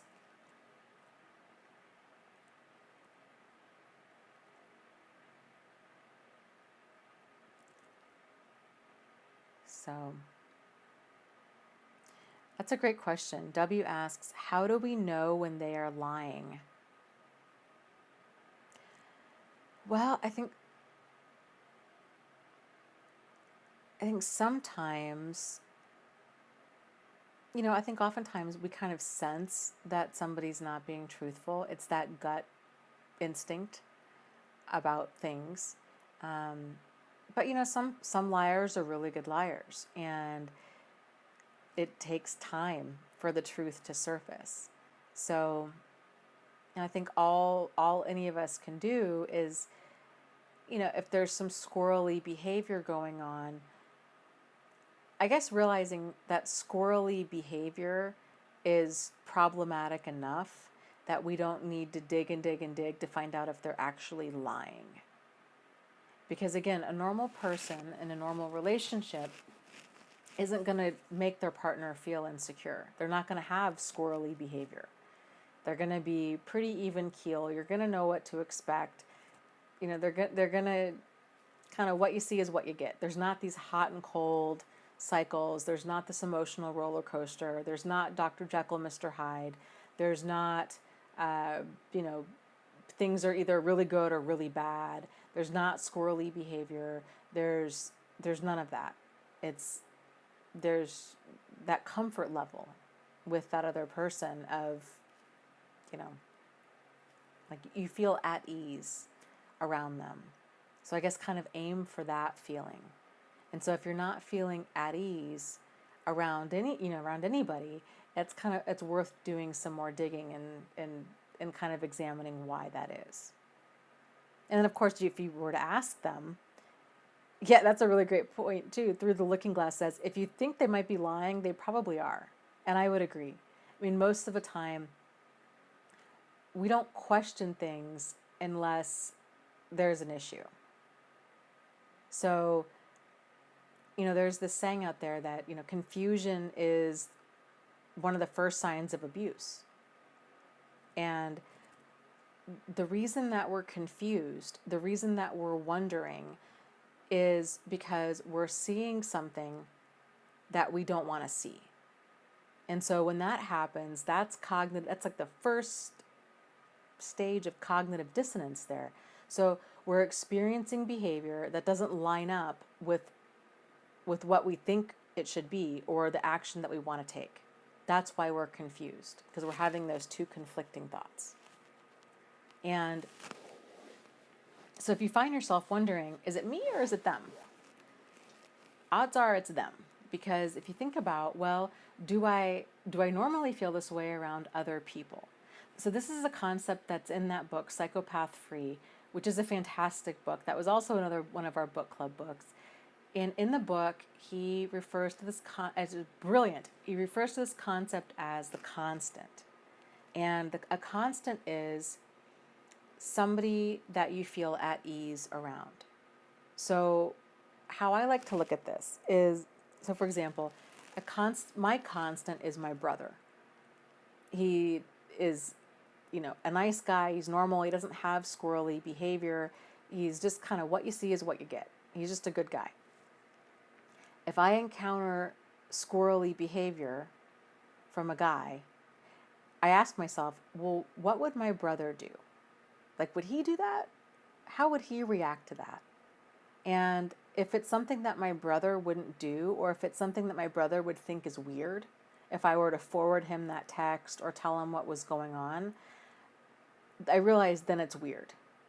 Because my brother is really my baseline for like normal, appropriate, acceptable male behavior. Because like I said, he's just a pretty balanced guy. So if you have somebody in your life, to kind of use that as a gauge as to for validation as to what you're experiencing. Because generally, if we feel like something's off, it's because something's off.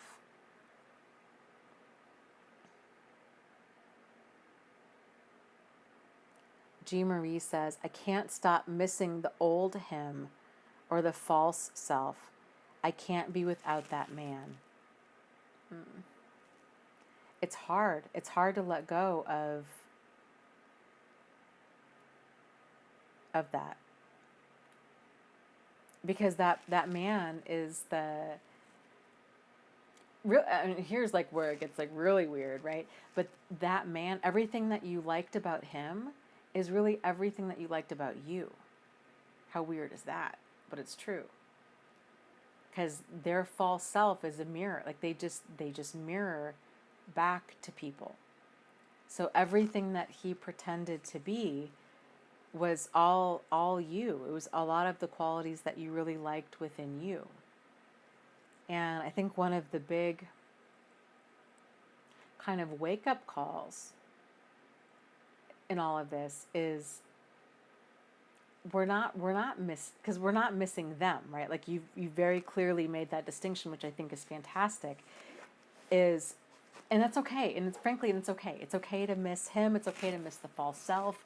It's okay, because this whole thing is very confusing and it's difficult to work through. It's very confusing to work through. One of the things I would tell myself is I really missed the man that I thought he was. Because, man, that guy was really cool. He was a really, really great guy. And who wouldn't like that guy? Like, that guy was awesome. But the real self was pretty rotten and had a lot of really problematic behavior. So, I've used this analogy before. It reminds kind of these two selves that abusive people have, that emotional manipulators have. Reminds me a lot of the movie Pet Sematary, where, if you're familiar with the movie, the parents have this darling little boy and I think a cat, and they move out to like this farm area, and the cat dies. The little boy, of course, everybody's like beside themselves. They're like, oh no, Mr. Kitty Cat died. And then this creepy old neighbor is like, well, there's this pet cemetery, you can bury it over there, but be careful because, what comes back is, the ground is sour, is what he was saying. But they're like, well, okay, they bury the pet comes back, and then the cat is, terrorizing the family. Well, then the son dies, this darling little boy dies, and they bury him there, and then he comes back. And the parents are having this major dilemma because, what comes back, it looks like their son, it talks like their son, it walks like their son, but it's not their son. And what comes back is is just dark and it's evil, and they know that they can't keep this thing around because it will destroy them. And I think there's a lot of parallels there to an abusive relationship, because once we see that mask slip or that mask fully come off, and we realize, like, this is not the person that I fell in love with, but boy, I really wish it could be, because it looks like them, it talks like them, it walks like them, it acts like them, it jokes like them. It's so close to the person that I that they were, or that I thought they were. But this what came back is dangerous and destructive, and I can't have this in my life. And that's so hard. It's so hard to wrap our minds around that and to just walk away from it. So, the reality is that, you're missing the person that he pretended to be. It's normal to miss that person. And, I would encourage you to just double up on your efforts to be good to yourself, to be patient to yourself, and realize that this pain does not last. It does end, and it's not always this intense. So, and I'm really sorry that you're going through this, because I think we've all been there. So,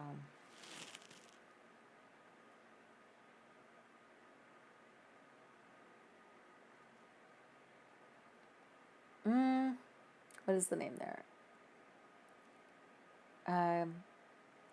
Cartalina asks, are all narcissists jealous towards their partners? My boyfriend seems like a narcissist, but he never shows jealousy. No, not always. Not always. It's, it's the problematic behavior, because there's all these different, like other types of problematic behavior, like jealousy, like, being more like outwardly controlling, being more outwardly abusive.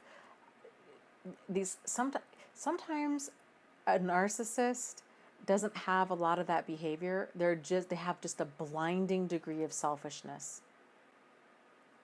And so they're not even like actively abusive. They're just incredibly neglectful, if that makes sense. So it's avoiding problematic behavior. So a jealousy, that's a problem, but just because there's a lack of jealousy doesn't mean that there's not a problem. And this kind of goes back to looking at their behavior. Do they treat others with dignity and respect? And do they have open, honest, sincere, solutions-oriented communication? Because if those elements are not there, then a healthy relationship is not possible.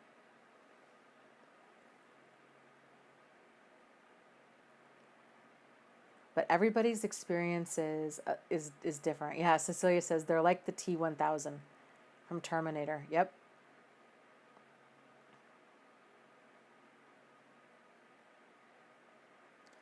Love asks, how crazy is it reaching out to the new supply that my ex is flaunting on Facebook, just days after being with me, as a warning to stop an upcoming train wreck from hurting her? It's like me for 17 years.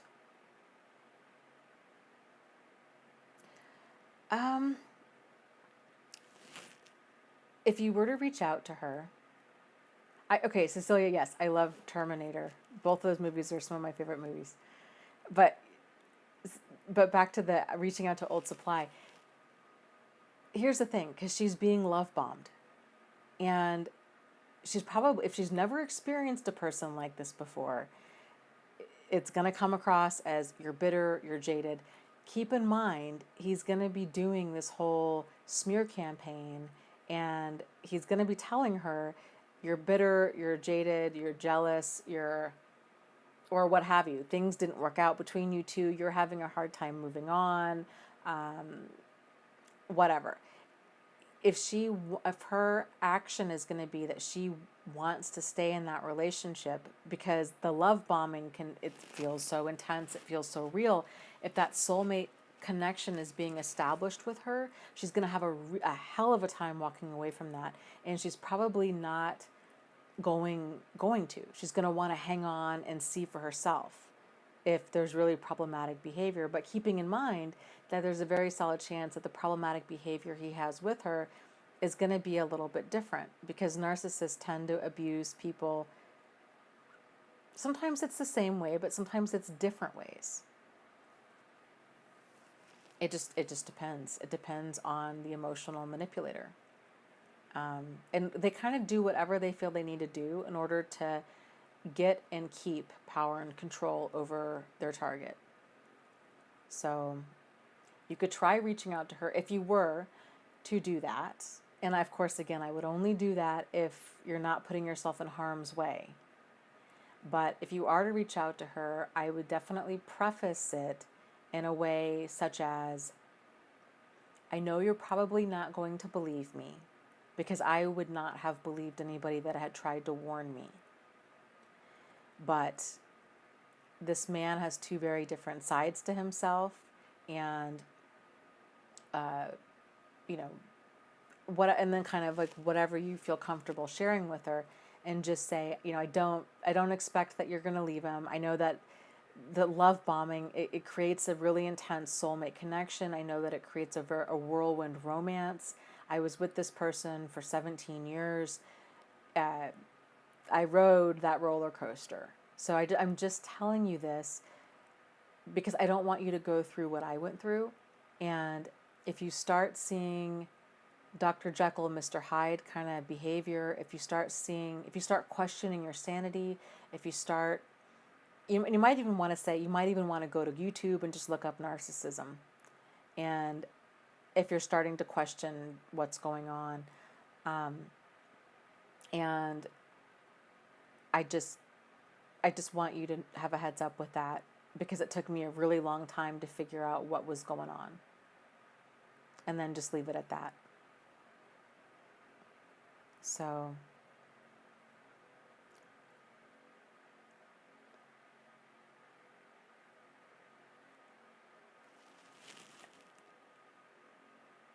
yeah, people are saying, I would have never believed it if they told me. And yeah, it's hard because they're very convincing. They're very convincing. And again, if the new partner is like us, because they probably are, they're going to most likely take them at face value. And initially, a lot of those actions and words really do line up. So it's all of this false flattery, it's this mirroring, it's this future faking, it's the love bombing, it's the whirlwind romance, it's the oftentimes this amazing sex, it's this intense soulmate connection. And people, understandably, if they feel like they've met the love of their life, they're not going to just walk away from that because the ex told them what a rotten person they are. And that sometimes people have to just see for themselves.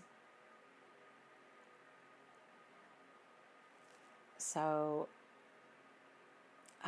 somebody had asked about, don't narcissists see that they have a personality disorder, and don't they want to change? I think by and large, and again, I think it's kind of difficult because I think people, they are narcissists, but they're also people. They're people with narcissism. So, and because they're all people, they're all different. So there's probably different degrees of narcissism. There's different degrees of self-awareness. There's different degrees of problematic behavior that they have. And, there's different reasons I think people tend to become a narcissist. So, and people can get it due to a brain injury. They can have it due to substance use. They can have it due to a personality disorder. So there's potentially lots of different elements at work there. But because, you know, all of us, we are our own baseline for normal. So it often takes us you know, encountering a lot of pain to realize there's a problem.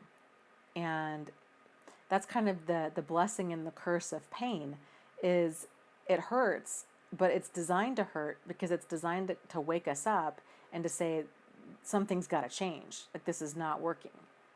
So the problem is for a lot of narcissists, because there is that level of entitlement and they have a blinding degree of selfishness, they tend to lack empathy and they lack remorse.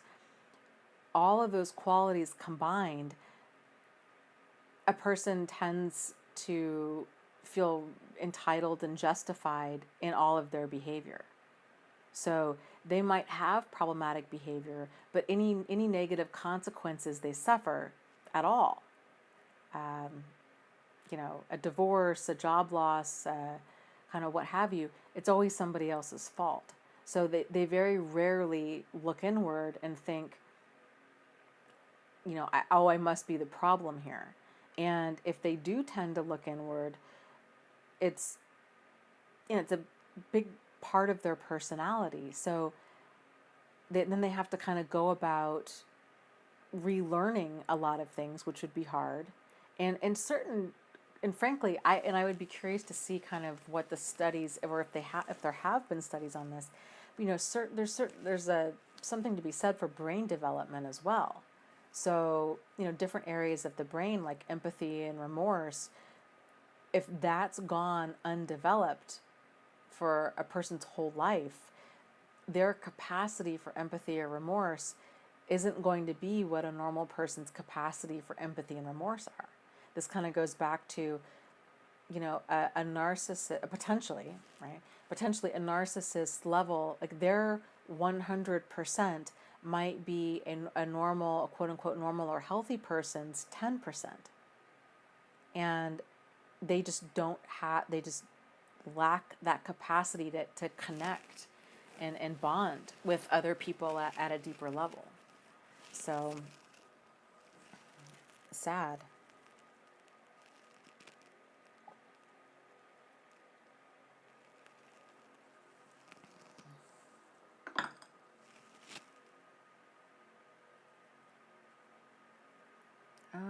Let's see.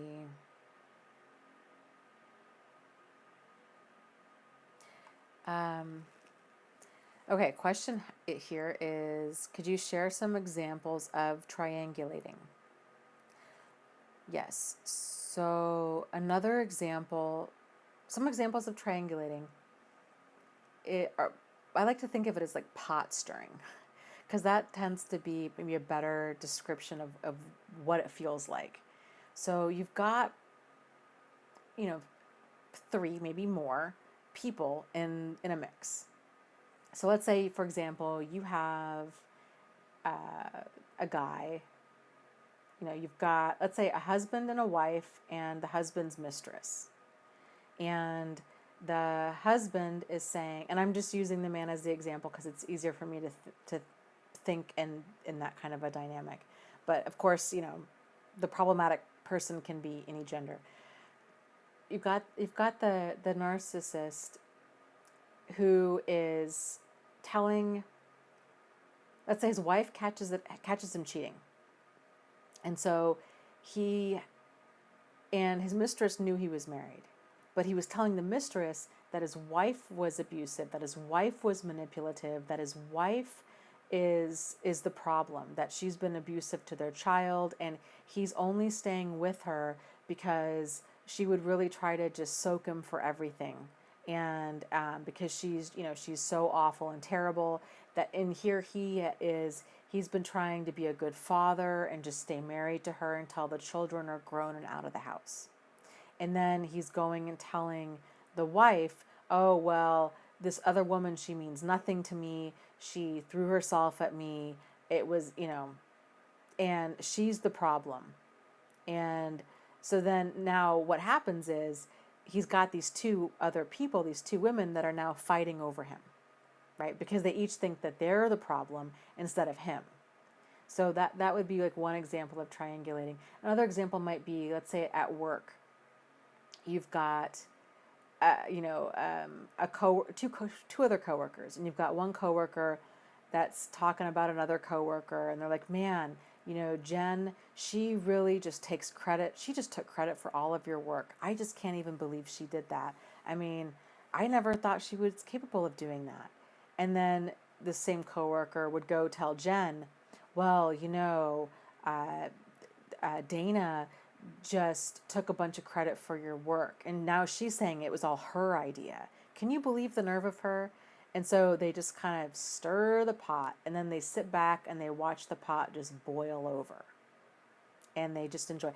Some other great examples of triangulation and pot stirring is pretty much any Jerry Springer episode where there's cheating involved.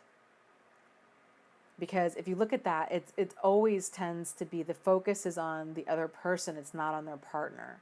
And that's why. Well, it's in large part, that's why. But a lot of it has to do with cognitive dissonance too, because, with cognitive dissonance, it's if we actually hold our partner accountable for their behavior, then that really means that we need to leave. But if a person doesn't want to leave that relationship, then it's easier for them to believe that the other woman or the other man is the problem, because then we just got to get rid of that problem, and we can just focus on our relationship, and our relationship can get back to normal. So there's different dynamics at work. But yeah, the triangulating, there's so many ways that comes out.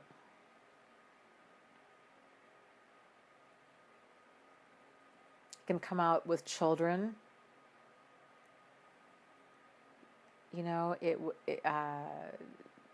Pot stirring with children. So with narcissists, with their children, they tend to have one that's a golden child, and then like one that's a scapegoat.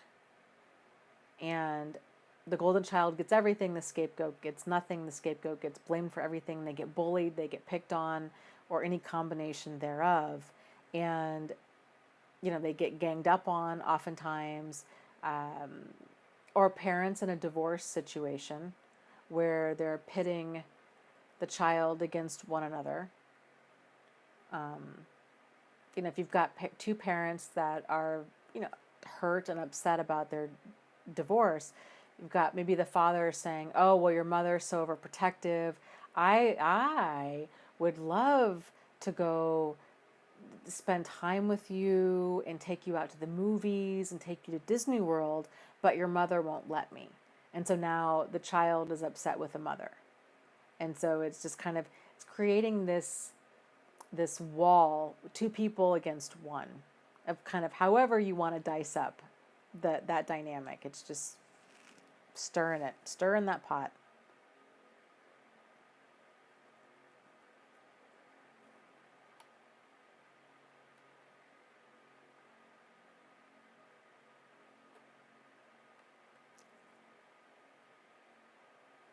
Oh gosh. Yeah, Postmodern was saying that her ex told people that she was the one who wanted the divorce, that he was the one who was willing to work things out, and says he doesn't want me to leave. Just ridiculous.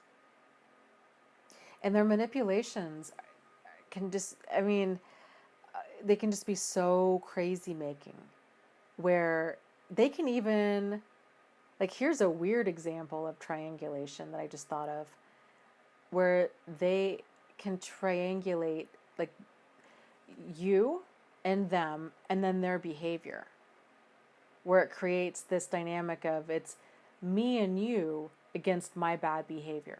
So, for example, they get caught cheating, right? They get caught cheating, and then you're upset, and then they're like, well, I'll go to therapy. She or he means nothing to me, and now the cheating is the problem, and it won't happen again, and whatever. But and then they might say, I really want to work on things. I really want to make this work. So if you're saying I'm done, I want a divorce, or we're breaking up, and they're saying, how can you can't leave, like I'm the one that's willing to work on things. How can you just walk out on us? Like, I deserve forgiveness. I deserve another chance. How can you do this to me? How can you do this to our children? How can you do this to our marriage?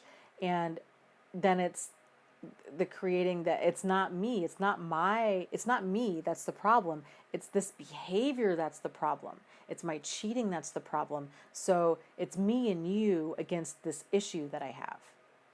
And they do that a lot.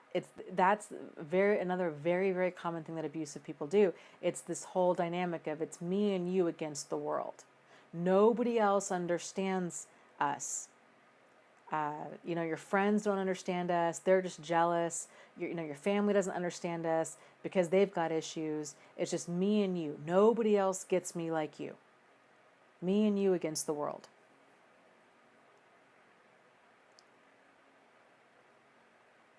So let's see. People are talking about narcissists at church.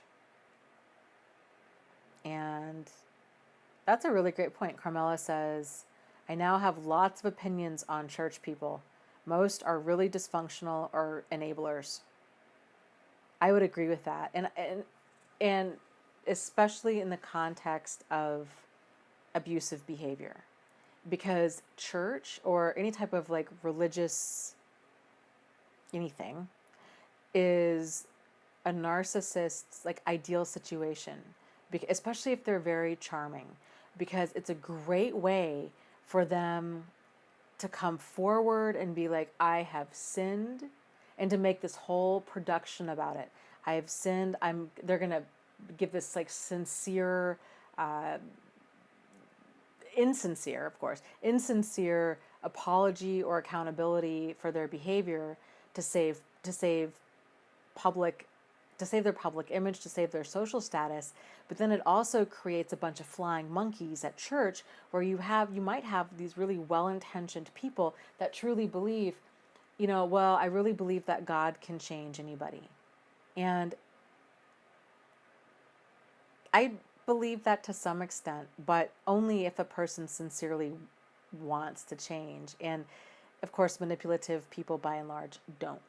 So what they do is they end up creating these flying monkeys, and these people start pushing this partner back into this relationship.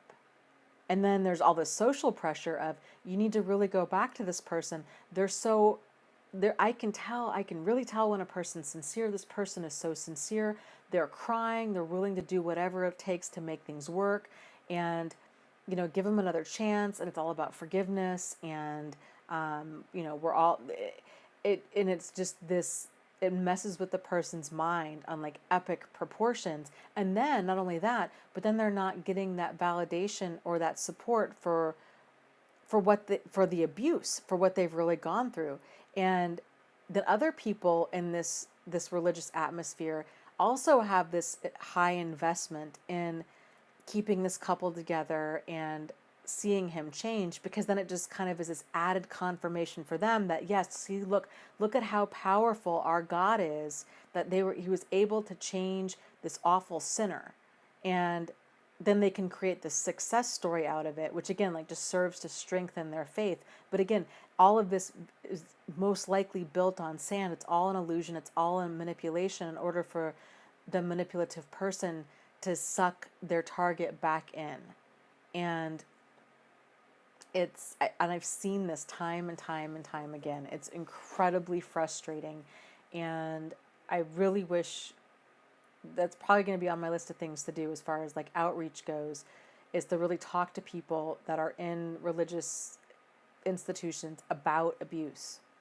Because, again, like, this stuff is not taught, and the stuff that is taught, I think, it tends to be really outdated, and it tends to be just a very narrow snapshot of like what abuse is, how abuse comes across, who can be abusive, what abusive behavior looks like, and how abusive people go about manipulating. Because I don't think that part, the how they go about manipulating, is something that's really known. I think when people think about abusive behavior, they think about it in terms of this person's just a real big jerk and they're violent. They're physically abusive. And so we all kind of think, well, I could see a real violent jerk coming my way. But nobody really thinks of Prince Charming as being an abusive jerk, which, therein lies the problem. So,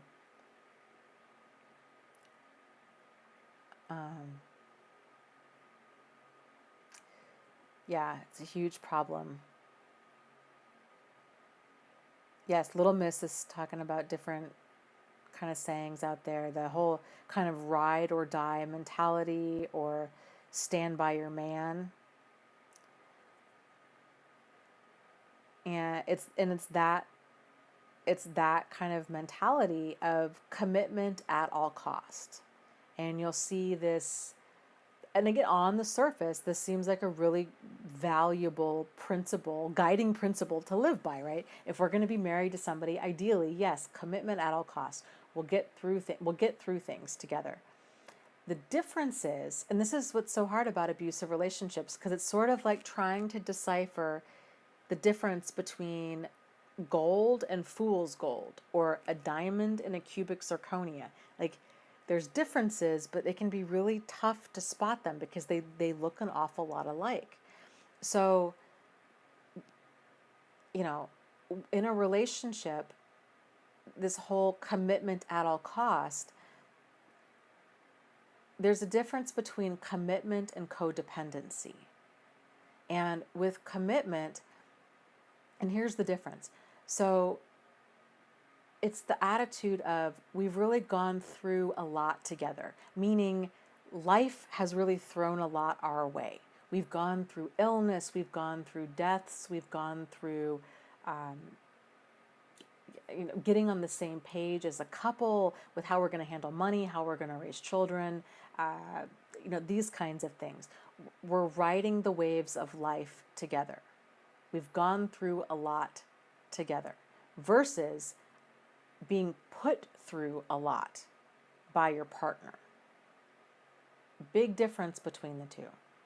So going through a lot is one thing. That's, if you're going through a lot together, you're still pulling on the same side of the rope. If you're being put through a lot by your partner's pulling on the opposite side of the rope. There's not that attitude of cooperation. There's not that attitude of being solutions oriented. It's that attitude of power over. It's that attitude of, I'm just going to do whatever I want to do, and you're just going to be dragged along until you let go of the rope. That's codependency. So if we're putting ourselves in a dynamic where we're sinking ourselves to save somebody else, or our partner's dragging us through hell and continually giving us promises that things are going to be different, that's problematic, and that we need to get out of that situation, because odds are it's never going to change. It's going to continue to get worse, because that's how that tends to go.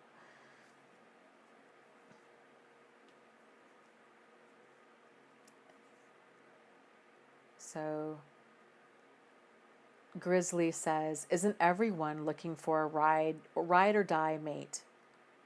No, I'm not. I think it's,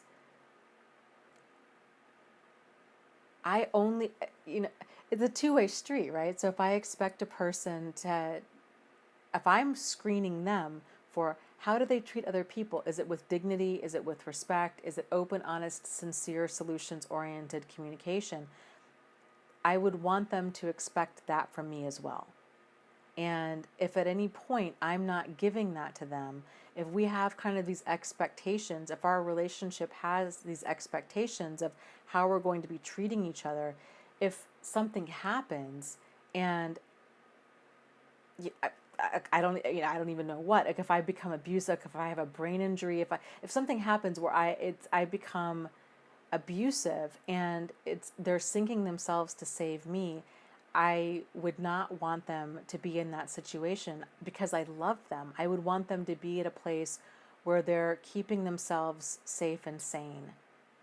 And I would never expect a person to stay by me through addictions and all kinds of like unresolved issues. I know a lot of people would, but to me, I understand that that's deal breaker stuff. And, you know, so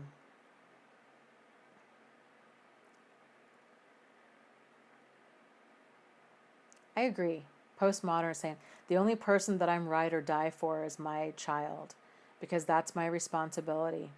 It's a parental relationship.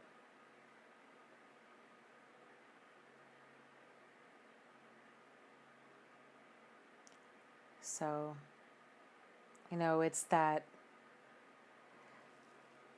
if it's our child, yeah, if it's a child, wanting to be on the same side as, like you're on their team and being with them and working with them and doing the absolute best we can. For sure. That brings me to another question. There's a couple more on here. And we're almost at about time here. What are the effects of abuse on children? This is a really great question. So, the effects of abuse on children, and that's a really big question. It's the same as the effects of abuse on adults.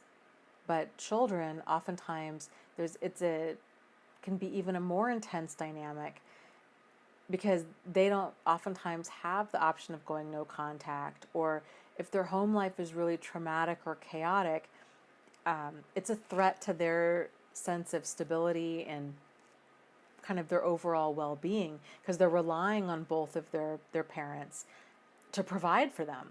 So they know, children tend to kind of inherently know, I don't want to rock this boat that I'm in because if I do, where am I going to go?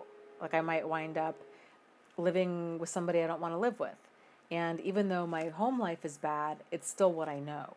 So, but yes, the effects of abuse on children can be incredibly traumatic. It's really helpful.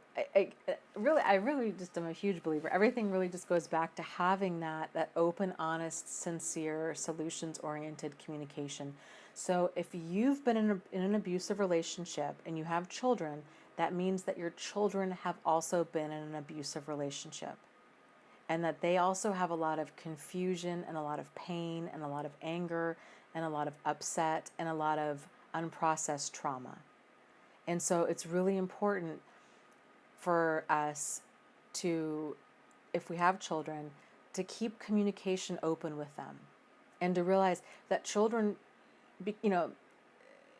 all of this is new for like a lot of people, and this is intense stuff to deal with. Children especially, they don't have the vocabulary for it. They don't have the emotional maturity for it. They really don't know how to handle this. So kind of, I think trying to kind of set that, because they're going to look towards you as to how you're handling it. And so talking about it and validating them and recognizing that if you have a child who's starting to have behavior changes, they're withdrawing, they're incredibly angry, they're regressing, you might have a child who's, let's say, I've seen kids at 7, 8, 9 who all of a sudden start wetting themselves. Maybe even in school or at night, or maybe they're talking baby talk, or they're doing things that they don't normally do. Those kinds of behavior changes, those are often children's ways of trying to cope with what's happening and of trying to express their feelings and their emotions as to what's going on. So, if there's a lot of like acting out and a lot of behavior changes, I guess to try to, and it can be really, really frustrating because odds are you're probably at your wit's end too, and you're like, I can't even handle like hardly anything, let alone this child who's really acting out. But to try to come at it from a place of understanding first and trying to keep communication open, really doubling up and tripling up on quality time that you're spending with that child, and focusing on building the relationship and building that trust and making sure that they know, I love you and we're going to get through this. And, you know, there's kind of like, here's the safety and stability that we have. And, you know, possibly trying, depending on their age and how they handle things, but maybe having more of a routine, just stability in their life, letting them know that they can talk to you about how they're feeling and what's going on. And, you know, working through things and letting, because they might be very uncomfortable expressing their feelings about, you know, if you're divorced or your partner's moved out, they might be uncomfortable expressing feelings about their other parent, because it might be this feeling of betrayal. Like, well, I don't want to talk bad about mom or dad. Because, you know, to a child, they're half of their parent, of each parent. So, and especially for us, if we're talking, because we don't want to talk bad about our ex in front of our child, but, and that's why. Because to a child, if we're saying anything bad about the ex, the child internalizes that and they get defensive, and then they feel like there's something wrong with them. So, you know, just, I think kind of being very careful about what we're saying and making sure the child knows that this is not, has nothing to do with them, and that you don't want them to be caught in the middle, that they don't need to choose sides, that, you know, that they can talk to you about anything. And I would even bring up, it might be uncomfortable for you to talk to me about dad or about mom, and that's okay. We can find somebody else. You know, is there somebody else that you'd feel more comfortable talking to about this? Possibly a family friend, possibly a family member, you know, possibly a therapist, although the ex might not like that. You know, and again, just letting the child know it's okay to feel the way that you feel. And again, just really, really focusing on quality time together and creating that bond where they do feel safe and comfortable talking to you about things. So, let's see. Another one of the questions was, real quick, how can someone leave safely? There, if you go to my website, thriveafterabuse.com, and you do a search, the search bar might be a little bit tricky to find. It's kind of at the top, like right underneath the header. It does say search, but it's a little tricky to find. If you do a search for safety plan, then it's a spelled out safety plan of different things for people to consider when they're preparing to leave. So if you know that you want to leave, and hold on just a second here. If you know that you are wanting to leave, that you need to leave, but you're feeling like, okay, I need to really get a plan in place, that's a good way to start, is with a safety plan. Another element that one of the moderators on my support group brought up, which I thought was a really great idea, is if a person's being highly monitored, if you're not able to put money aside, if you're not able, you know, because some people are really in bad situations where they're on an allowance, their partner is watching, you know, they're not giving them enough money for like gas money or groceries, and they're really, really highly monitored. Potentially doing things such as getting cash back at the grocery store for like $10, something where the bill doesn't look a lot higher than normal, things like that. And like putting money aside. I encourage people, if you are going to leave, to, you know, consider getting your phone checked. You can go to like Verizon or your cell phone provider, make sure that they can wipe it, turn off any like GPS locating devices that are on there, because that's really common. Being aware of when you are posting, to not be posting your location if you're feeling that you're in danger. So for example, like Instagram and, oh, what is that other one? There's a, starts with the P, Periscope. Often does like location things, turning off your location so they don't know where you are. You might want to consider changing your name on social media, or just creating a brand new account altogether. If you do move, if you are feeling that you're in danger, if you move, to get a P.O. box in addition to a physical location, to get all of your mail delivered to that P.O. box. So that way they can't see that there's just no issue with like forwarded mail or things being returned and them finding out about your location. It just can be that added level of protection. You know, again, it's something that you can give, but things like banks or pharmacies that want an address or a phone number, you know, giving them contact info to where you can't easily be found, taking different routes to work, going, you know, spending time at different places. If you're really feeling that you're strongly in danger, I encourage people to consider moving. And I know that that sounds really maybe extreme or really inconvenient. And then one of the reasons I encourage that, or at least encourage that you think about that, is it can be really stressful to be continually looking over your shoulder and feeling like that you're walking on eggshells in your own life. And sometimes just a brand new environment, even though it's stressful to move and to make new friends and to get a new job and all of that, that can actually be a lot less stressful than that day-to-day stress of fearing that you're going to run into them again. So, and again, everybody's situation's different, and it's just kind of figuring out what works, what you think that you need to do for your own situation, and realizing that you don't have to justify it to anybody. Because if people haven't been in this type of situation before, even police, even a therapist, even somebody at a domestic violence shelter, they might not realize the full scope of the situation because they're not in it. So it's really important that you really go with your gut on this, and always err on the side of caution. So let's see. Okay, last question here, and then I wanted to share some really cool aha moments that one of the members of the support group had shared. So, okay, a guy in the support group had asked, have there been any studies done on narcissists with regard to somebody's sexual orientation?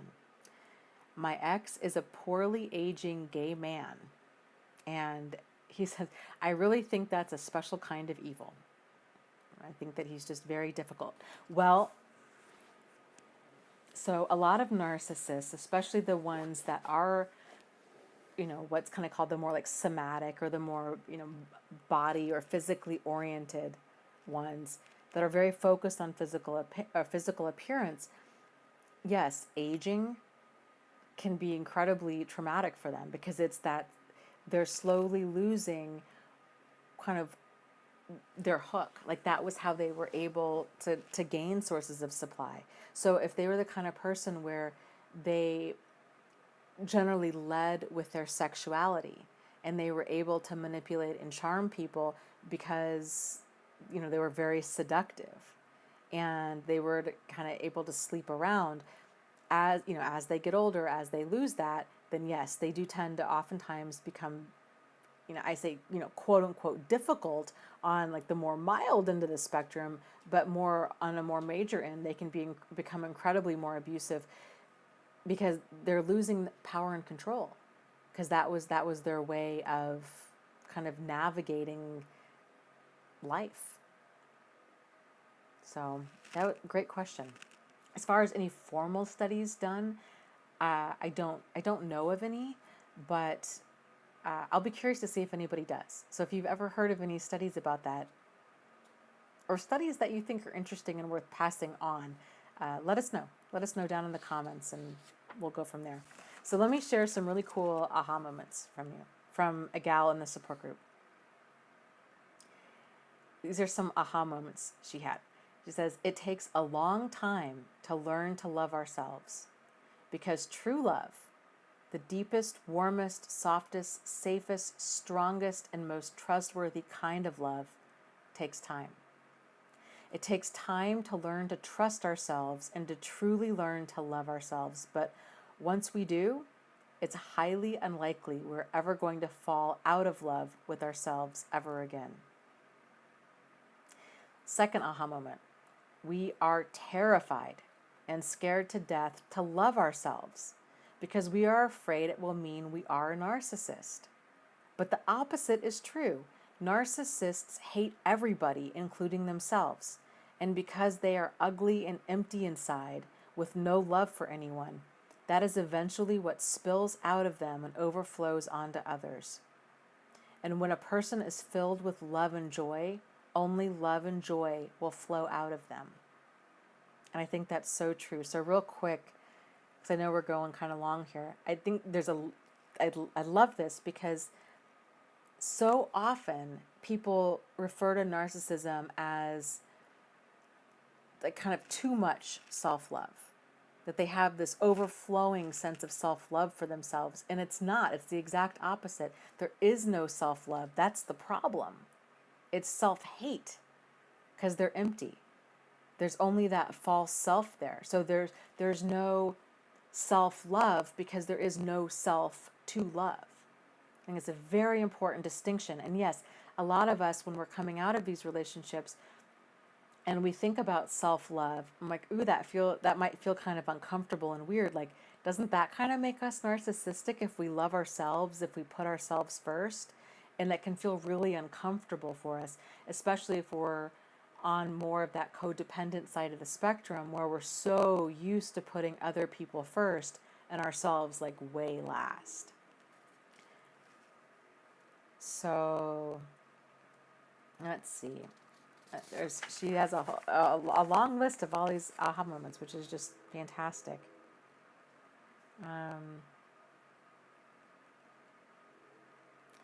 I love this one. Never again will you place someone on a pedestal so high and worship them.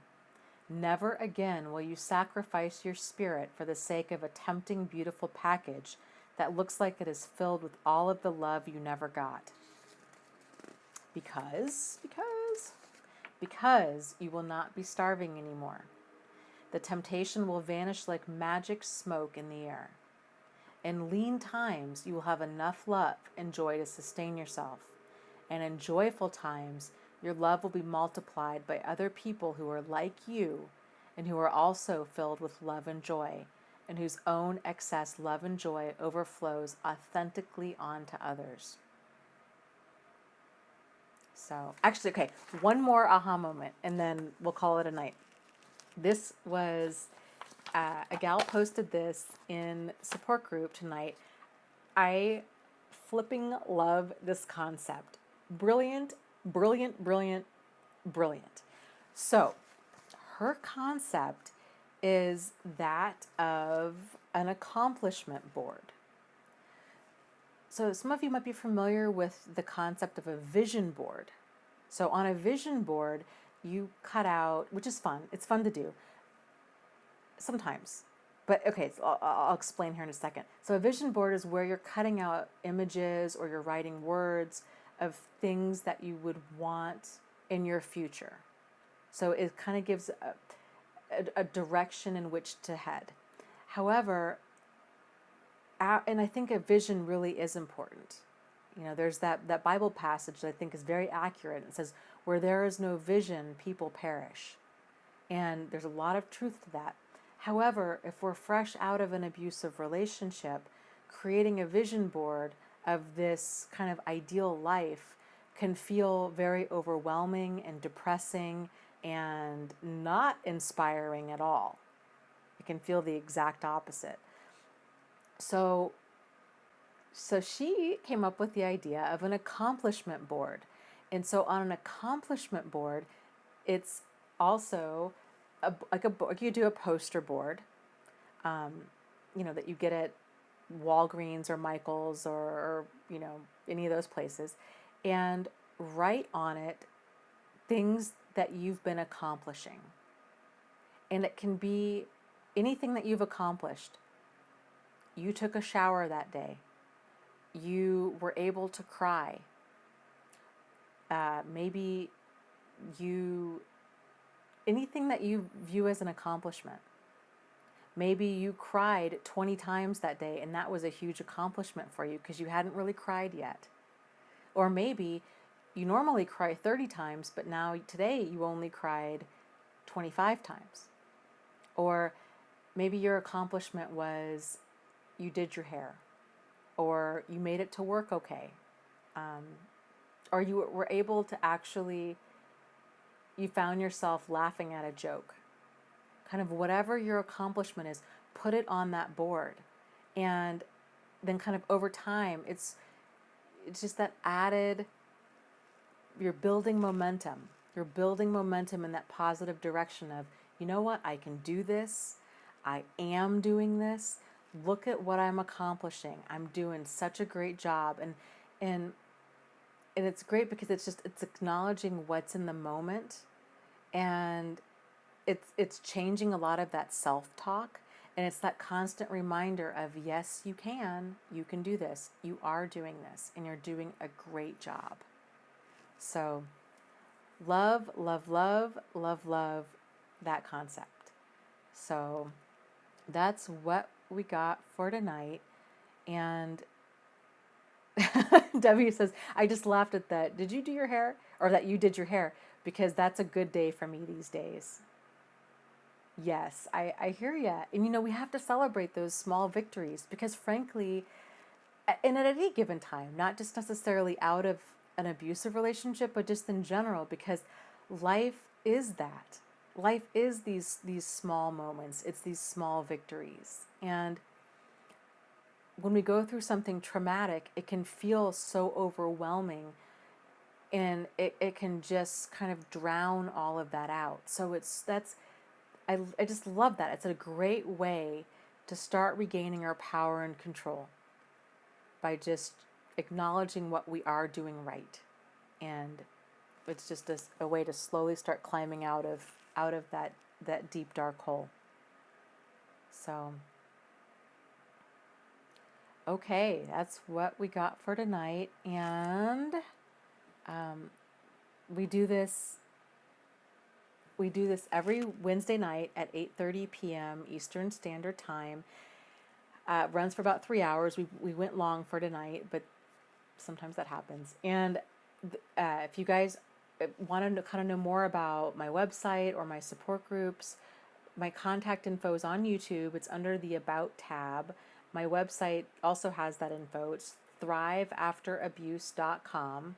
And I hope to see you there. And I hope that if you're in need of support, that you do reach out and join a few different support groups and see which ones resonate the most with you. So I think you're going to have a ton of aha moments of your own, in different support groups. It's just, frankly, it's a pretty cool thing. So I will see you guys next week. And as always, just lots of love to you guys. You are not alone. You are not crazy. And you really can heal from this. So take care, and I'll see you next week. Okay? Bye.